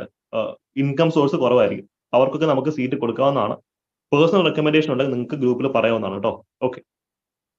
അപ്പൊ അടുത്തൊരു പോയിന്റ് എന്ന് പറയുന്നത് അവസാനത്തെ ഡി, അതായത് എക്കണോമിക് EWS എന്ന് പറയുന്ന കോൺസെപ്റ്റ് ആഡ് ചെയ്തത് 103ാമത്തെ അമെന്റ്മെന്റ് ആക്ട് വഴിയാണ് 2019. ലേറ്റസ്റ്റ് ആയിട്ടുള്ള വന്നിട്ടുള്ള സംഭവം അതാണ്. സെൻട്രൽ ഗവൺമെന്റിലും സ്റ്റേറ്റ് ഗവൺമെന്റിലും ഒക്കെ ഈ റിസർവേഷൻ അവൈലബിൾ ആണ്. ഇത് അവര് ഇത് മുന്നോക്ക സമുദായത്തിലെ സാമ്പത്തികമായി പിന്നോക്കം നിൽക്കുന്നവർക്കാണ്. OBC SC ST അതിന് ഇത് ആപ്ലിക്കബിൾ അല്ല എന്നുള്ള കാര്യം അറിഞ്ഞിരിക്കാം. ഓക്കെ. പലരും ചോദിക്കുന്ന ഒരു കോണ്ടാക്ട് വേണമെന്ന് ചോദിക്കുന്നുണ്ട്. ഇവിടെ അക്കിത്തം ഉണ്ടല്ലോ, അക്കിത്ത് അച്യുതൻ നമ്പൂതിരി, ഞാനിവിടെ അദ്ദേഹത്തിന് പ്രസിദ്ധമായ കവിതയാണ് പണ്ടത്തെ മേശാന്തി. ഇത് എക്സ്ട്രാ 10% ആണ് അജീഷ്. അപ്പൊ അതില് അദ്ദേഹം അദ്ദേഹം ബ്രാഹ്മണ കുടുംബത്തിൽ അംഗമാണ്. He belongs to Brahminical caste. അപ്പൊ ജാതിപരമായിട്ട് സോ കാൾഡ് ഉയർന്ന സംഭവത്തിലാണ് അദ്ദേഹം ഇരിക്കുന്നത്. പക്ഷെ അദ്ദേഹം പറയുന്നൊരു കാര്യമാണ്, കുട്ടിക്കാലത്ത് ഒരരി ചോറിനായിട്ട് കിടന്ന് കരയിട്ടുണ്ടെന്ന് പറയുന്നുണ്ട്. പഞ്ഞമാസം ആകുമ്പോഴത്തേക്കും അല്ലെങ്കിൽ കർക്കിടക മാസം ആകുമ്പോഴത്തേക്കും കഞ്ഞിയേ ഉള്ളൂ, ഒരരി ചോറ് പോലും അല്ലെങ്കിൽ ഒരിറ്റ് ചോറ് പോലും കിട്ടുന്നില്ല. കാര്യം അദ്ദേഹം പറഞ്ഞൊരു കാര്യമാണ്, ജാതി ശ്രേണിയിൽ ഉയർന്നവനായതുകൊണ്ട് സാമ്പത്തിക ശ്രേണിയിൽ ഉയർന്നവനാവണമെന്നില്ല. കുട്ടിക്കാലം മൊത്തം പട്ടിണിയും പരിപാട്ടുമായിരുന്നു. അപ്പൊ ആ ഒരു കോണ്ടെക്സ്റ്റ് ആണ് ഇവിടെ വരുന്നത്. അപ്പം ഒരാളുടെ കാസ്റ്റ് ഹൈ ആയെന്ന് പറഞ്ഞാൽ അയാൾ ഒരിക്കലും സോഷ്യൽ സ്ട്രാറ്റയിൽ അല്ലെങ്കിൽ എക്കണോമിക്കൽ ഡയമെൻഷനിൽ ഹൈ ആവണമെന്നില്ല. അവിടെയും പട്ടിണിയും പരിപാട്ടും എല്ലാം ഉണ്ട്. എഗെയിൻ VT ഭട്ടതിരിപ്പാടിന്റെ ബുക്കാണ് ഇത് കണ്ണീരും കിനാവും. അത് ആത്മകഥയാണ്. അപ്പൊ അതിനകത്തും പറയുന്നൊരു കാര്യമാണ്, ഈ പട്ടിണി കിടക്കുന്ന കുടുംബങ്ങളുണ്ട്, ബ്രാഹ്മണ കുടുംബങ്ങളുണ്ട്. അപ്പൊ അവര് ജീവിക്കുന്ന ബ്രാഹ്മണിക്കൽ സമൂഹത്തിനെ ഏറ്റവും അധികം വിമർശിച്ച മനുഷ്യനാണ് VT ഭട്ടതിരിപ്പാട് അല്ലെ. അദ്ദേഹം പറഞ്ഞത് എന്താ, ബ്രാഹ്മണ കുടുംബങ്ങളിലെ അംഗങ്ങൾക്ക് എന്താ പണി, പുരുഷന്മാർക്ക് എന്താ പണി, ഉണ്ണുക, ഉറങ്ങുക, ഗർഭമുണ്ടാക്കുക. അദ്ദേഹം ബ്രാഹ്മണനാണ്, ഭട്ടതിരിപ്പാടാണ്, പക്ഷെ അദ്ദേഹം പോലും അത്രത്തോളം ബ്രൂട്ടലായിട്ട് സ്വന്തം സമുദായത്തിനെ വിമർശിച്ചിട്ടുണ്ട്. അദ്ദേഹത്തിന് തന്നെ വരികളായത്. അദ്ദേഹം തന്നെ പറഞ്ഞൊരു കാര്യമുണ്ട്, ഇതേ ബ്രാഹ്മണ സമൂഹത്തിൽ എന്നുണ്ട് ഒരു നേരത്തെ ആഹാരത്തിന് പോലും വകയില്ലാത്ത ആൾക്കാർ കഴിയുന്നുണ്ട്. അപ്പൊ അവരെങ്ങനെ ജീവിക്കും എന്നുള്ള ചോദ്യം അദ്ദേഹം തന്നെ ഉയർത്തുന്നുണ്ട്. അപ്പൊ അതിന്റെയൊക്കെ ആൻസർ ആണ് EWS. ഈ സാമ്പത്തികമായിട്ട് ബാക്ക്വേർഡ് ആയിട്ട് നിൽക്കുന്ന ആൾക്കാർക്ക് സീറ്റ്സ് കൊടുക്കുക എന്ന് പറയുന്ന കോണ്ടെക്സ്റ്റ് അതാണ്. Okay, moving forward. ഇപ്പൊ എല്ലാത്തിനും പോസിറ്റീവ് ആൻഡ് നെഗറ്റീവ് എലമെന്റ്സ് ഉണ്ട് എന്നുള്ളതാണ് ഇപ്പോൾ നമ്മൾ മനസ്സിലാക്കേണ്ടത്. ആർട്ടിക്കിൾ 15 ക്ലിയർ ആണല്ലോ? ഇനി ഡൗട്ട്സ്? ആർട്ടിക്കിൾ 15. അപ്പൊ നമുക്ക് ആർട്ടിക്കിൾ 16ലേക്ക് പോകും. ഈ ആർട്ടിക്കിൾ 16 ഉള്ളതുകൊണ്ടാണ് നിങ്ങളൊക്കെ ഇവിടെ ഇരിക്കുന്നത്. കാര്യം പബ്ലിക് എംപ്ലോയ്മെന്റ് പണ്ട് കാലത്ത് ലിറ്റൻ കൊണ്ടുവന്ന പരിപാടി എന്താ, Lord Lytton, statutory civil service. അതിനണ്ടറിൽ ഒരാൾക്ക് സിവിൽ സർവന്റ് ആവണമെങ്കിൽ ഒരു ഹൈ ക്ലാസ് ഫാമിലിയിൽ ജനിച്ചാൽ മാത്രം മതി. ഒരു സാമീന്ദാറിന്റെ മകൻ, ഒരു രാജാവിന്റെ മകൻ, രാജാവിന്റെ കുഞ്ഞമ്മയുടെ അപ്പൂപ്പന്റെ മോൻ, എന്തെങ്കിലും ആൾക്ക് ആയിക്കഴിഞ്ഞാൽ, if a person belongs to high class family, he can be appointed as a collector. എഴുതാനും വായിക്കാനും പോലും അറിയണമെന്നില്ല. മനസ്സിലായില്ലേ? മെറിറ്റ് അല്ല അവിടെ ഫോക്കസ് ചെയ്യുക, ഫാമിലി ബാക്ക്ഗ്രൗണ്ട് ആണ്. പക്ഷെ ഇന്ന് ഇന്ത്യയിൽ ഇത് വർക്കൗട്ട് ആവുമോ? കഷ്ടപ്പെട്ട് പരീക്ഷ എഴുതി കുത്തിയിരുന്ന് പഠിച്ചെങ്കിലേ പാസ്സാവത്തുള്ളൂ. പബ്ലിക് എംപ്ലോയ്മെന്റിൽ ഒരു രീതിയിലുള്ള discrimination, merit based bureaucracy, exactly merit based bureaucracy. Nepotism ഒന്നും പറ്റത്തില്ല. എക്സെപ്ഷൻസ് ഉണ്ട് കേട്ടോ, ഇല്ലെന്നല്ല പറയുന്നത്, ജനറലി പറ്റത്തില്ല. പണ്ടത് പറ്റുമായിരുന്നു. അപ്പൊ സ്റ്റാറ്റ്യൂട്ടറി സിവിൽ സർവീസിന്റെ ഒക്കെ ചരിത്രം ഇന്ത്യയിലുണ്ട്. അപ്പൊ അതിൽ നിന്നൊക്കെ ഒരു വിടുതലാണ് ആർട്ടിക്കിൾ 16 എന്ന് പറയുന്നത്. ഇവിടെ again race, caste, sex, descent, place of birth or residence. ഇവിടെ റെസിഡൻസ് എന്നുള്ളൊരു എക്സ്ട്രാ വാക്ക് കണ്ടോ? താമസിക്കുന്ന സ്ഥലം. ഇപ്പൊ ജനിച്ച സ്ഥലത്ത് തന്നെ താമസിക്കണമെന്നില്ല. താമസിക്കുന്ന സ്ഥലത്ത് ഈ പറയുന്ന പോലെ അതിന്റെ പേരിൽ പോലും ഡിസ്ക്രിമിനേഷൻ പാടില്ല എന്ന് ഇതിനകത്ത് പറയുന്നുണ്ട്. എല്ലാവർക്കും പബ്ലിക് എംപ്ലോയ്മെന്റിലേക്ക് ഓപ്പർച്യൂണിറ്റി കൊടുക്കുന്നുണ്ട്.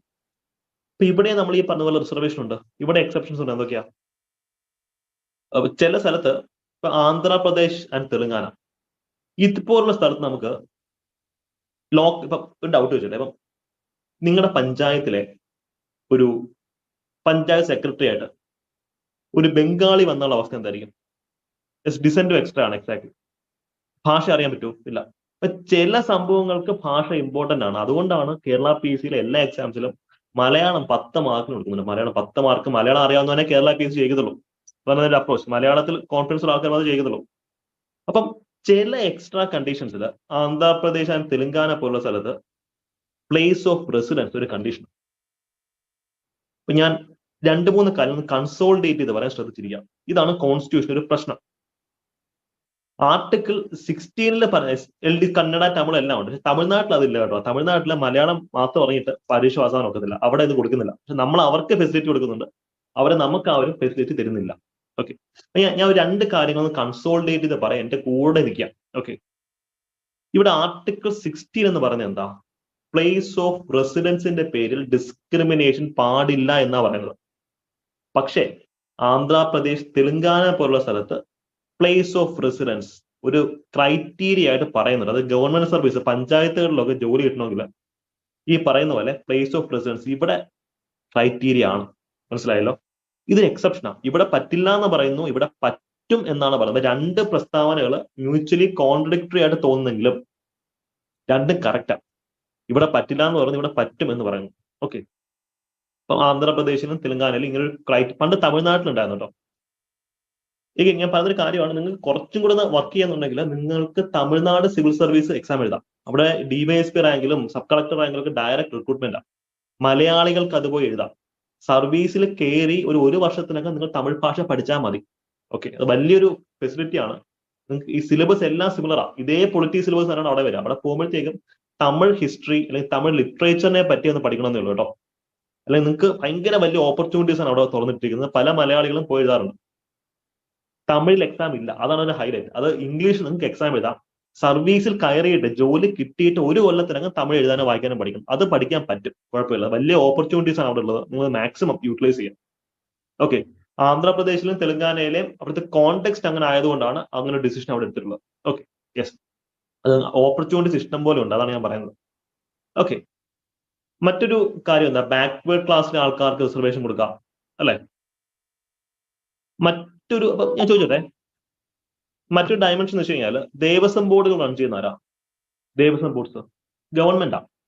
അപ്പൊ ദേവസ്വം ബോർഡിൽ മറ്റൊരു മതത്തിലെ അംഗത്തിന് അവിടെ പൂജാരിയായിട്ട് അപ്പോയിന്റ്മെന്റ് കൊടുക്കാൻ പറ്റുമോ? ഇപ്പൊ ആർട്ടിക്കിൾ 16 പറയുന്നത് പബ്ലിക് എംപ്ലോയ്മെന്റിൽ നമുക്ക് ഡിസ്ക്രിമിനേഷൻ പാടില്ലെന്നാണ്. സി, എക്സെപ്ഷൻസ് എല്ലായിടത്തും ഉണ്ട്, ഒന്നും ആബ്സല്യൂട്ട് അല്ല, എല്ലാം ഇതാണ്, റിലേറ്റീവ് ആണ്. Nothing is sacrosanct or absolute. അപ്പൊ ഇവിടെ സംഭവിക്കുന്നത് എന്താ? ഇപ്പൊ ക്ഷേത്രങ്ങളിൽ അല്ലെങ്കിൽ റിലീജിയസ് ഇൻസ്റ്റിറ്റ്യൂഷൻസ്, ചർച്ച ആവാം, ഗവൺമെന്റ് ഫണ്ട് ചെയ്യുന്ന ചർച്ചകളുണ്ടല്ലോ, മോസ്കുകൾ ഉണ്ടല്ലോ. അപ്പൊ അതാണ് അതിന്റെ ക്രൈറ്റീരിയ എന്ന്. അപ്പൊ അല്ലെങ്കിൽ ഗവൺമെന്റ് ഹജ്ജിന് സബ്സിഡി കൊടുക്കുന്നു, ഒരു ഹിന്ദുവിന് വേണ്ടി ചോദിക്കാൻ പറ്റുമോ? എല്ലാത്തിനും എക്സെപ്ഷൻസ് ഉണ്ട്. അപ്പൊ ഇത് പറയുന്നൊരു കാര്യം, ഒരു റിലീജിയസ് ഡിനോമിനേഷൻ ഇൻസ്റ്റിറ്റ്യൂഷനകത്ത് അതേ മതത്തിലെ ആൾക്കാർക്ക് തന്നെ വേണം മെമ്പർഷിപ്പ് കൊടുക്കാൻ എന്നവിടെ കൃത്യമായിട്ട് പറയുന്നുണ്ട് എന്നുള്ള കാര്യം ഓർക്കാം.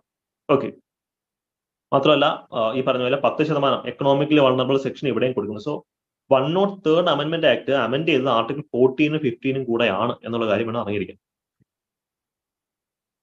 ഇവിടെ മണ്ഡൽ കമ്മീഷൻ ഒബ്സർവേഷൻ ഉണ്ട്. മണ്ഡൽ കമ്മീഷൻ എന്താ പറയുന്നത്? മണ്ഡൽ കമ്മീഷൻ എന്ന് വെച്ച് കഴിഞ്ഞാൽ ആർട്ടിക്കിൾ 340 ആർട്ടിക്കിൾ ഉണ്ട്. Yes, exactly Ajeesh. പണ്ട് അമ്പലങ്ങളിൽ പൂജാരി ആവണമെങ്കിൽ ബ്രാഹ്മണന്മാർക്ക് മാത്രമേ പറ്റൂ. ഇപ്പൊ അങ്ങനല്ല. ഇപ്പം ആ താന്ത്രിക വിധി അറിയാവുന്ന ആർക്കും പൂജാരി ആവാം. അതാണ് അതിന്റെ ഹൈലൈറ്റ് എന്ന് പറയുന്നത്. എക്സാക്ട്ലി. മറ്റേ ഇതുള്ള ആരാ ചെയ്തത്? നമ്മുടെ ഒരു മലയാള നവോത്ഥാന നായകൻ ഉണ്ടായിരുന്നല്ലോ, അടുത്ത സിനിമയ്ക്ക് ഇറങ്ങിയതായിരുന്നു. മറ്റേ അദ്ദേഹത്തെ അവസാനം കൊല്ലുകയാണ്, പേര് ഞാൻ പെട്ടെന്ന് കിട്ടുന്നില്ല. അദ്ദേഹം ചെയ്ത പരിപാടി എന്താ? പോയി മന്ത്രങ്ങളും തന്ത്രങ്ങളും പഠിച്ചിട്ട് വന്നിട്ടാണ് പൂജ നടത്തുന്നതെന്നാണ് അതിന്റെ കോണ്ടെക്സ്റ്റ്. യെസ്, നമുക്ക് നോക്കാം, എപ്പോഴെങ്കിലും കിട്ടുമോ അതിന്റെ ആ ഒരു പേര്, ഇപ്പോഴും കിട്ടും, ഞാൻ പറയാം. റൈറ്റ്. അപ്പൊ ഇവിടെ Morarji Desai government article, yes, Velayudha Panicker, അച്ഛനാ, താങ്ക് യു. അതാണ് ഞാൻ ആലോചിക്കുന്നത്, വേലായുധ പണിക്കർ. എക്സാക്ട്, അതിന്റെ കോണ്ടെക്സ്റ്റ് അതാ, പണിക്കരാണ്, പക്ഷെ ചെയ്തു. ശ്രീനാരായണ ഗുരുവും ചെയ്ത സെയിം പരിപാടിയാണ്. അപ്പം ഇന്ന് ആ ഒരു സെൻസിബിലിറ്റി എല്ലാവരും അംഗീകരിച്ചു. അന്നത് വിപ്ലവമായിരുന്നു അവർ തുടങ്ങി വെച്ചപ്പോഴത്തേക്ക്. വേലായുധ പണിക്കർ, മൊറാർജി ദേശായി. ആർട്ടിക്കിൾ 370 ഉണ്ട്. ആർട്ടിക്കിൾ 372 ഈ ബാക്ക്വേർഡ് ക്ലാസസിനെ പറ്റി പഠിക്കാൻ വേണ്ടി കമ്മീഷൻസിനെ ഇടയ്ക്കിടയ്ക്ക് അപ്പോയിന്റ് ചെയ്യണം എന്ന് പറയുന്നത്. അങ്ങനെ അപ്പോയിന്റ് ചെയ്ത കമ്മീഷനാണ് മണ്ഡൽ കമ്മീഷൻ. ഇതാണ് ബാക്ക്വേർഡ് ക്ലാസസ് കമ്മീഷൻ എന്ന് നമ്മൾ വിളിക്കുന്നത്. ഇതേപോലെ മറ്റൊരു കമ്മീഷനാണ് റാം നന്ദൻ കമ്മിറ്റി. പിന്നീട് national commission for backward class ഉണ്ട്. അത് ആർട്ടിക്കിൾ 338B ആണ്. അതൊക്കെ നമ്മൾ പഠിക്കും കേട്ടോ. കോൺസ്റ്റിറ്റ്യൂഷണൽ ബോഡീസിനകത്ത് നമ്മൾ ഇതൊക്കെ പഠിക്കും. ഇത് ഓർത്തിരിക്കാൻ എളുപ്പമാണ്. Backward commission 338B. ബി എത്ര? രണ്ടാമത്തെ ആൽഫബറ്റ് ആണ് കോൺസ്റ്റിറ്റ്യൂഷൻ. അപ്പൊ 102nd അമെന്റ്മെന്റ് ആക്ടിനകത്താണ് ഇതൊക്കെ വരും. ഇതൊക്കെ നമുക്ക് കോൺസ്റ്റിറ്റ്യൂഷണൽ ബോഡീസിൽ ഡിസ്കസ് ചെയ്യാം. ഇവിടെ അതും കൂടെ പറഞ്ഞ ഓവർലോഡ് ആകുന്നില്ല. ഇത് ഞാൻ ലിങ്ക് ഇട്ട് തന്നിട്ടുണ്ട്. ഇതൊക്കെ ഫണ്ടമെന്റൽ റൈറ്റ്സ് ചെയ്യുന്ന നമ്മുടെ സിലബസിനകത്ത് ഏറ്റവും അവസാനത്തെ പോർഷനുള്ള ലിങ്ക് ആയത്. ഈ ലിങ്ക് നിങ്ങളുടെ മനസ്സിലിരിക്കണം. ഓക്കെ.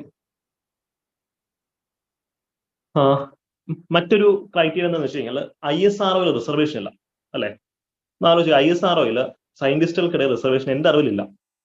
അല്ലെങ്കിൽ പട്ടാളത്തിൽ ആർമിയിൽ റിസർവേഷൻ ഉണ്ടോ? ആർമിയിൽ റിസർവേഷൻ ഉണ്ടോ എന്ന് ആലോചിച്ച് നോക്കിയേ. ആർമി, നേവി, എയർഫോഴ്സ് ഇല്ല. ചില കേസസ് നമുക്ക് മെറിറ്റ് കോംപ്രമൈസ് ചെയ്യാൻ ഒക്കത്തില്ല. നമുക്ക് IASലോ IPSലോ നമുക്ക് റിസർവേഷൻ കൊടുക്കാം, അത് പ്രശ്നമില്ല. കാര്യം ഭരണത്തിൽ പങ്കാളിത്തം ഉണ്ടെങ്കിൽ എംപവർമെന്റ് നടക്കുള്ളൂ. പക്ഷെ extremely strategical post, ISRO scientist അല്ലെങ്കിൽ army, navy, air force commissioned officers, അവിടെ റിസർവേഷൻ കൊടുക്കാൻ പാടില്ല എന്ന് പറയുന്നുണ്ട്. യെസ്. അപ്പൊ അതാണ് അതിന്റെ ഹൈലൈറ്റ് എന്ന് പറയുന്നത്. ഈവൻ അതാണ് അതിന്റെ ഹൈലൈറ്റ്. യെസ്. തിനാദാബിയുടെ ഒക്കെ ചരിത്രം പറയുന്നുണ്ട്. എഗെയിൻ പുള്ളിക്കാരി എക്സാംപ്ലറി ആണ്. പുള്ളിക്കാരുടെ മെയിൻ ആൻസേഴ്സ് വായിച്ചു നോക്കണം. ഒരു കിടിലമാണ്, ഒരു രക്ഷയില്ല. അതിന്റെ ഹാൻഡ് റൈറ്റിംഗ് പോലും പക്കയാണ്. ഓക്കെ. യെസ്. പോപ്പുലേഷൻ ബേസ്ഡ് ഉണ്ട്, അതുണ്ട്, സമ്മതിക്കുന്നു. എഗെയിൻ ഇവിടെയും ചില എക്സെപ്ഷൻസ് ഉണ്ട് കേട്ടോ. ഇതൊക്കെ നമുക്ക് ഡിസ്കസ് ചെയ്യാം. നിങ്ങളുടെ ഇൻഫർമേഷന് വേണ്ടി പറയുന്നതാണ്. അപ്പം ഇന്ത്യൻ ആർമിയിലെ ഇതാണ്, ഒന്നും ആബ്സല്യൂട്ട് അല്ല. നമ്മൾ ആഴത്തിൽ പഠിക്കുമ്പോൾ പല കാര്യങ്ങളിനകത്ത് പ്രശ്നമെന്ന് മനസ്സിലാക്കാൻ സാധിക്കും. ആർമിയിൽ റിസർവേഷൻ ഇല്ല, അല്ലെങ്കിൽ ടെക്നിക്കൽ പോസ്റ്റുകൾ, ഇപ്പൊ ടെക്നിക്കൽ പോസ്റ്റുകൾ റിസർവേഷൻ വേണ്ടാന്ന് ഗവൺമെന്റ് ഫിക്സ് ചെയ്യാം. പക്ഷെ ഞാൻ ചോദിക്കട്ടെ, ഇന്ത്യൻ പട്ടാളത്തിൽ ആർമി, നേവി, എയർഫോഴ്സ് ഈ കൂട്ടത്തിലെ ഏറ്റവും റെപ്യൂട്ടഡ് ആയിട്ടുള്ള അല്ലെങ്കിൽ ഏറ്റവും സെലിബ്രേറ്റഡ് ആയിട്ടുള്ള ബറ്റാലിയൻ ഏതാ, അല്ലെങ്കിൽ റെജിമെന്റ് ഏതാ? ഏറ്റവും സെലിബ്രേറ്റഡ് റെജിമെന്റ്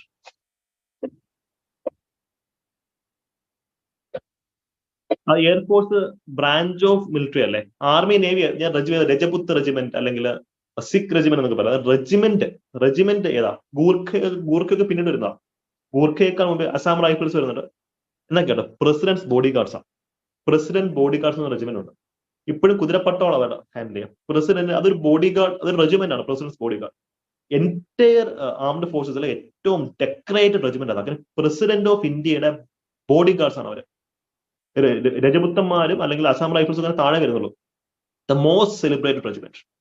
പക്ഷെ ഒരു പ്രശ്നമുണ്ട്, ഈ പ്രസിഡന്റ് ബോഡി ഗാർഡ് ആവണമെങ്കിൽ ഒരു മലയാളിക്ക് പറ്റുമോ? അത് വാറൻ ഹേസ്റ്റിംഗ് കൊണ്ടുവന്ന സംഭവമാണ്. എക്സാക്ട്ലി. അവിടെ റിസർവേഷൻ ഉണ്ട്.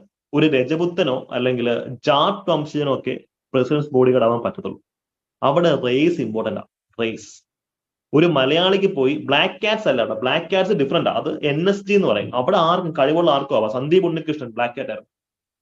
ഇവിടെ പ്രസിഡന്റ് ബോഡി ഗാർഡ്സ് നിങ്ങൾ ഗൂഗിൾ ചെയ്ത് നോക്കുക, ഭയങ്കര സെലിബ്രേറ്റ് റെജിമെന്റ് ആണ്. അപ്പൊ അവിടെ പറ്റുന്നില്ല. അതൊക്കെ ചെയ്യണമെങ്കിൽ വൈ എന്ന് അജയ് ചോദിക്കുന്നുണ്ട്. വൈ? അത് ബ്രിട്ടീഷുകാർ കൊണ്ടുവന്നൊരു സിസ്റ്റമാണ്. നല്ല ഹൈറ്റും വെയിറ്റും നല്ല തൊലി നിറവുള്ള ആൾക്കാർക്ക് മാത്രമേ പ്രസിഡന്റ്സ് ബോഡി ഗാർഡ് ആവുന്നത്. പ്രസിഡന്റിനെ കൊണ്ടുവന്നെങ്കിൽ ലുക്ക് വേണമല്ലോ, ഒരു മജസ്റ്റിക് ലുക്ക് വേണം, നല്ല ഹൈറ്റും വേണം, നല്ല ഹെൽത്തും വേണം, നല്ല കളറും വേണം. ഇത് ബ്രിട്ടീഷുകാർ കൊണ്ടുവന്ന സിസ്റ്റം. നമ്മൾ ഇപ്പോഴും ഇത് മാറ്റിയിട്ടില്ല. അത് വലിയൊരു ലിമിറ്റേഷനാണ്. അപ്പൊ എല്ലാത്തിനും എക്സെപ്ഷൻസ് ഉണ്ട്. നിങ്ങൾ എല്ലാവരും മൂഡ് ഔട്ട് ആയെന്ന് എനിക്കറിയാം. കാരണം പൊളിറ്റി പഠിക്കുമ്പോൾ ഇങ്ങനെ പഠിക്കാറുണ്ട്. കുറെ കാര്യങ്ങൾ അതിന് പറയാനുണ്ട്. ഒരു മലയാളിക്കോ തമിഴിനോ അവിടെ പോകാൻ പറ്റത്തില്ല. ഇത് കോടതി ഇപ്പൊ ഗായത്രി ചോദിക്കുന്നത് മാറ്റണ്ടേന്ന് ചോദിക്കുന്നത് കോടതി പോയ കേസാണ്. കോടതിക്ക് പട്ടാളത്തിന്റെ കാര്യത്തിൽ അധികം കോടതി അഭിപ്രായം പറയത്തില്ല. പിന്നെ പട്ടാളം എന്ന് വെച്ചാൽ ഏറ്റവും ഡിഫറെന്റ് ആണ്. അവിടെ കൺവെൻഷൻസും ട്രഡീഷൻസും ആചാരങ്ങളൊക്കെയാണ്. കോടതി പട്ടാളത്തിന്റെ കാര്യത്തിൽ അനാവശ്യമായിട്ട് ഇടപെടത്തില്ല. ഓക്കെ, അതൊരു കോടതി it's A military thing. Manipur issue ഒക്കെ വരുന്ന അവിടെയാണ്. അപ്പൊ മണിപ്പൂരിലും പട്ടാളത്തെ ഇറക്കണം എന്ന് പറഞ്ഞാൽ കോടതി അനങ്ങില്ല. അപ്പൊ കോടതിക്ക് പോലും ഇടപെടാൻ പറ്റാത്ത ചില സിറ്റുവേഷൻസ് ഉണ്ട്. ഇപ്പൊ ഇന്നും ഇന്ത്യയിൽ ഫോളോ ചെയ്യുന്ന ഈ സിസ്റ്റം ആണെന്നുള്ളവരാണ് എനിക്ക് ഏറ്റവും വലിയ കോമഡി. പ്രസിഡന്റ്സ് ബോഡി ഗാർഡിന് ചരിത്രം നോക്കുമ്പോൾ അത് ഗവർണർ ജനറൽസ് ബോഡി ഗാർഡ് എന്ന് പറഞ്ഞിട്ട് ബ്രിട്ടീഷുകാർ കൊണ്ടുവന്ന സാധനം. ഡൽഹൌസിയോ വാറൻ ഹേസ്റ്റിംഗ് ഒന്നും കൊണ്ടുവന്നത്, ഡൽഹൌസിയോ കൊണ്ടുവന്നത്. Dalhousie exactly. പ്രസിഡന്റ് തുറത്തില്ല. ഇത് പട്ടാളം. ഇപ്പൊ പ്രസിഡന്റിനാണെങ്കിൽ പോലും ഒരു പട്ടാളക്കാരന് സംസാരിക്കുന്നത് സൂക്ഷിക്കണം. പ്രസിഡന്റ് ആണ് supreme commander of armed force, സമ്മതിക്കും. പക്ഷെ പ്രസിഡന്റ് ഒരു മിലിറ്ററി ഓഫീസറിന് സംസാരിക്കുമ്പോൾ പോലും എടാ പോടാന്ന് പോലും വിളിക്കാൻ പറ്റത്തില്ല. വിളിച്ചാൽ പണിയാ. റാങ്ക് മാത്രമേ വിളിക്കാവൂ. പ്രസിഡന്റ് പോലും അവിടെ സംസാരിക്കുമ്പോൾ കൃത്യമായിട്ട് ഡയറക്ഷൻസ് ഫോളോ ചെയ്യണം. പട്ടാളത്തിന്റെ കേസ് അങ്ങനെ. ഇപ്പൊ ഇന്ത്യയിലെ ഏറ്റവും റെപ്യൂട്ടഡ് പോസ്റ്റുകൾ ഒന്നാണ് മിലിറ്ററി എന്ന് പറയുന്നത്. അപ്പൊ അവിടെ പ്രസിഡന്റിന് പോലും ലിമിറ്റേഷൻ ഉണ്ട്. അവർക്ക് അവരുടേതായിട്ടുള്ള ആചാരങ്ങളും അനുഷ്ഠാനങ്ങളും ഒക്കെ ഉണ്ട്. അതാണ് അതിന് ക്രൈറ്റീരിയ. Okay, yes. ഇതും കേട്ട് നിങ്ങൾ വിഷമിക്കേണ്ട, ഇതൊക്കെ എന്തെങ്കിലും മാറും. യെസ്. അപ്പൊ അതാണ് അതിന്റെ ഒരു അപ്രോച്ച് എന്ന് പറയുന്നത്. ആർട്ടിക്കിൾ 17 നമുക്ക് നോക്കാം. ആർട്ടിക്കിൾ 17ന്റെ പ്രത്യേകത എന്താ? മഹാത്മാഗാന്ധിക്ക് ജയ് എന്ന് പ്രഖ്യാപിച്ചതിന് ഗാന്ധിജിക്ക് ജയ് വിളിച്ചുകൊണ്ട് കോൺസ്റ്റിറ്റ്യൂന്റ് അസംബ്ലി പാസ്സാക്കിയിട്ടുള്ള ഒരേ ഒരു ആർട്ടിക്കിളാണ് ആർട്ടിക്കിൾ 17. ഇതിനകത്താണ് അൺടച്ചബിലിറ്റി അബോളിഷ് ചെയ്യുന്നത്. അൺടച്ചബിലിറ്റി എന്താ? അൺടച്ചബിലിറ്റി തൊട്ടുകൂടായ്മ, തീണ്ടിക്കൂടായ്മ. അതാണ് അൺടച്ചബിലിറ്റി എന്ന് പറയുന്നത്. പണ്ട് കാലത്ത് ഒരു ദളിതൻ ഒരു അപ്പർ കാസ്റ്റിനെ തൊട്ട് കഴിഞ്ഞാൽ തൊട്ട കൈ വെട്ടും. അപ്പൊ അതാണ് അതിന്റെ ഒരു പ്രശ്നം എന്ന് പറയുന്നത്. അതാണ് ഇത് ചാതുർവർണ്ണ സിസ്റ്റത്തിന്റെ ഒരു റെലിക്കാണ്, ഒരു അവശിഷ്ടമായിരുന്നു. ഇന്ത്യയിൽ കുറെ കാലം ഉണ്ടായിരുന്നു. നമ്മൾ ഇതിനെ അബോളിഷ് ചെയ്തു. ഇതിന് മെയിൻ റീസൺ ഗാന്ധിജിയാണ്. അപ്പൊ ഗാന്ധിജിയുടെ ക്യാമ്പയിൻസ് മൊത്തം അദ്ദേഹം നടത്തുന്നത് എന്തിനാ? അൺടച്ചബിലിറ്റി അബോളിഷ് ചെയ്യാൻ വേണ്ടിയിട്ടാണ്. അതായത് അദ്ദേഹം പറഞ്ഞ famous dialogue, I will rather have Hinduism die than untouchability leaves.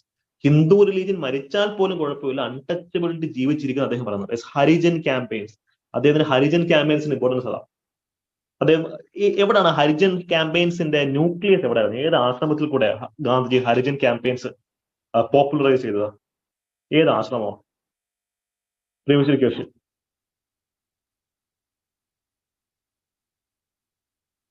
Sabarmati ആണോ? സബർമതി ആണോ? ഒരു അതെ, മഹാരാഷ്ട്രയാണ്. സൗത്തിലോട്ട് വന്നേ. ശാന്തിനികേതൻ, അത് ബംഗാളിൽ, അത് ടാഗോറിന്റെ ശാന്തിനികേതൻ. ഇത് വാർത്ത ആശ്രമത്തിൽ, മഹാരാഷ്ട്രയിലെ വാർത്തയിൽ വെച്ചിട്ടാണ് അദ്ദേഹം ഹരിജൻ ക്യാമ്പയിൻസ് നടത്തുന്നത്. ഓക്കെ, നമുക്ക് ഹിസ്റ്ററിയുടെ ഒരു കോഴ്സ് നമുക്ക് പറയുന്നത് സ്റ്റാർട്ട് ചെയ്യാം. അപ്പം ഇതിന്റെ ഒക്കെ റീസൺ അതാണ്. ഇവിടെ ഇതിനെ ഇംപ്ലിമെന്റ് ചെയ്യാൻ വേണ്ടിയിട്ട് 1976 അൺടച്ചബിലിറ്റി ഒഫൻസസ് ആക്ട് 1944 കോംപ്രഹെൻസീവായിട്ട് അമെന്റ് ചെയ്യുന്നുണ്ട്. ഈ അൺടച്ചബിലിറ്റി ആക്ട് ഒക്കെ നിങ്ങളുടെ സ്പെഷ്യൽ ടോപ്പിക്സിലും ഇമ്പോർട്ടന്റ് ആക്ടിലൊക്കെ വരുന്നതാണ്. ഇത് ഓൾറെഡി അതിനെ 1976 നന്നായിട്ട് അമെന്റ് ചെയ്യുന്നുണ്ട്. ഓക്കെ, അപ്പം അൺടച്ചബിലിറ്റി ഇന്ന് ഇന്ത്യയിൽ ക്രിമിനൽ ഒഫൻസ് ആണ്. ഇവിടെ അൺടച്ചബിലിറ്റി എന്ന് വെച്ച് കഴിഞ്ഞാൽ തൊടുക എന്ന് പറയുന്ന ഒരു ലിറ്ററൽ സെൻസ് മാത്രമല്ല, മറ്റ് ഇംപ്ലിക്കേഷൻ ഉണ്ട്. ഫോർ എക്സാമ്പിൾ, അൺടച്ചബിൾ എഗെയിൻ അടുത്ത ന്യൂസിൽ വന്നൊരു കാര്യമാണ്. ബാംഗ്ലൂർ അല്ലെങ്കിൽ മുംബൈ പോലുള്ള മെട്രോ സിറ്റീസിൽ ദളിത്സിന് ആരും റൂം കൊടുക്കാറില്ല, റെന്റിന് കൊടുക്കാറില്ല, ചില ആൾക്കാർ കൊടുക്കാറില്ല. അവിടെ സംഭവിക്കുന്ന ഇംപ്ലിസിറ്റ് അൺടച്ചബിലിറ്റിയാണ്. അൺടച്ചബിലിറ്റിക്ക് രണ്ട് ഫോമുകൾ, ഒന്ന് എക്സ്പ്ലിസിറ്റും ഒന്ന് ഇംപ്ലിസിറ്റ്. എക്സ്പ്ലിസിറ്റ് മീൻസ് ഞാൻ പബ്ലിക്കലി ഞാൻ പറയുകയാണ് അൺടച്ചബിലിറ്റി പബ്ലിക്കലി സപ്പോർട്ട് ചെയ്യുവാണെങ്കിൽ അത് എക്സ്പ്ലിസിറ്റാ, എനിക്കെതിരെ കേസ് എടുക്കാം. ചില ആൾക്കാർ പബ്ലിക്കായിട്ട് അതിനെ സപ്പോർട്ട് ചെയ്തില്ല, പക്ഷെ രഹസ്യമായിട്ട് പ്രാക്ടീസ് ചെയ്യും. അത് ഇംപ്ലിസിറ്റ് അൺടച്ചബിലിറ്റിയാണ്. അത് ഇന്നും ഇന്ത്യയിൽ ഇംപ്ലിസിറ്റ് അൺടച്ചബിലിറ്റി ഇന്നും ഇന്ത്യയിലുണ്ട്, കേരളത്തിലും അതുണ്ട്. പക്ഷെ എക്സ്പ്ലിസിറ്റ് ആയിട്ട് ആർക്കും ഇതിനെ സപ്പോർട്ട് ചെയ്യാൻ ഒക്കത്തില്ല. ഇപ്പം സ്ത്രീധനം നിരോധിച്ചല്ലോ, എന്നാലും ആൾക്കാർ സ്ത്രീധനം കൊടുക്കുകയും വാങ്ങുകയും ചെയ്യുന്നില്ലേ ഇംപ്ലിസിറ്റ് ആയിട്ട്? Yes, exact. ഗായത്രി ട്രാൻസ്ജെൻഡേഴ്സ് കൊടുക്കാറ് വലിയൊരു കേസ് സ്റ്റഡിയാണ്. വിച്ച് മീൻസ് കൊച്ചി മെട്രോ നമ്മൾ എസ്റ്റാബ്ലിഷ് ചെയ്തപ്പം അവിടെ ട്രാൻസ്ജെൻഡേഴ്സിന് ഗവൺമെന്റ് സ്പെഷ്യൽ ജോലി കൊടുത്തു. അവർക്ക് സീറ്റ് റിസർവ് ചെയ്തിട്ട് ട്രാൻസ്ജെൻഡേഴ്സ് എംപവർമെന്റിന് വേണ്ടി ഇന്ത്യയിലെ ആദ്യത്തെ ട്രാൻസ്ജെൻഡർ പോളിസി കേരള സ്റ്റേറ്റിന്റെ ഭയങ്കര പ്രോഗ്രസീവ് ആയിരുന്നു. അവരുടെ കൊച്ചി മെട്രോയിൽ ട്രാൻസ്ജെൻഡേഴ്സിന് എന്ത് കൊടുത്തു? ജോലി കൊടുത്തു. പക്ഷെ ആ ഒരു മൂവ്മെന്റ് ഫെയിൽ ആവും. എന്തുകൊണ്ടാണ്? ട്രാൻസ്ജെൻഡേഴ്സ് കൊച്ചിയിലേക്ക് വരുന്നു, ജോലി കിട്ടുന്നു, ശമ്പളം കിട്ടുന്നു, പക്ഷെ ഇവർക്ക് വീടുകൾ ആരും വാടക കൊടുക്കുന്നില്ല. അത് വലിയൊരു പ്രശ്നമാണ്. ഞാൻ എന്റെ കോഴ്സിൽ എല്ലാ സീറ്റിലും ട്രാൻസ്ജെൻഡേഴ്സിന്റെ സീറ്റ് റിസർവ് ചെയ്തിട്ടുണ്ട്. ഏറ്റവും വലിയ കഷ്ടം എന്ന് വെച്ച് കഴിഞ്ഞാൽ ഒരാൾ പോലും ആ സീറ്റ് യൂസ് ചെയ്തിട്ടില്ല.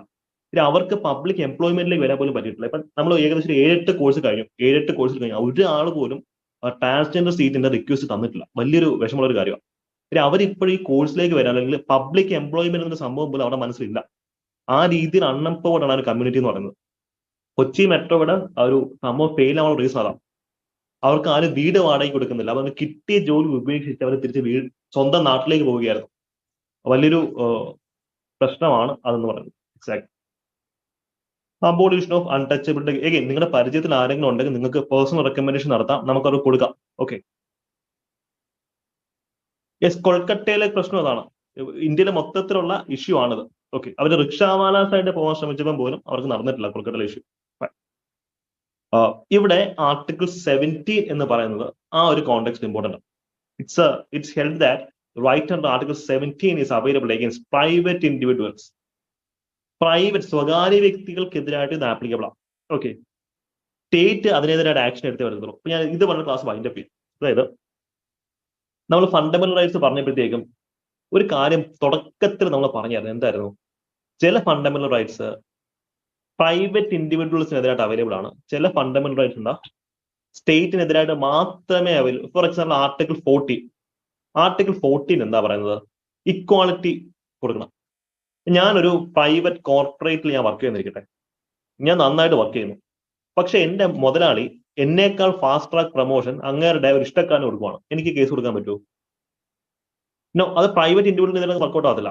അല്ലെങ്കിൽ ഇപ്പം നിങ്ങളുടെ വീട്ടിൽ സിബ്ലിങ്സ് ഉണ്ടെന്നിരിക്കട്ടെ, നിങ്ങൾക്ക് ഒരു സഹോദരനോ സഹോദരി ഉണ്ട്, നിങ്ങളുടെ പേരൻസ് നിങ്ങളെക്കാട്ടി അവരെ സ്നേഹിക്കുന്നു, നിങ്ങൾക്ക് പേരൻസിനെതിരെ കേസ് കൊടുക്കാൻ നോക്കൂ? അങ്ങനെ ആരും ചെയ്യാറില്ല. എന്നാലും അവിടെ എന്റെ ആർട്ടിക്കിൾ 14 വയലേറ്റ് ആയ അല്ലെങ്കിൽ ആർട്ടിക്കിൾ 15 പോയെന്ന് no, all those are available only against state.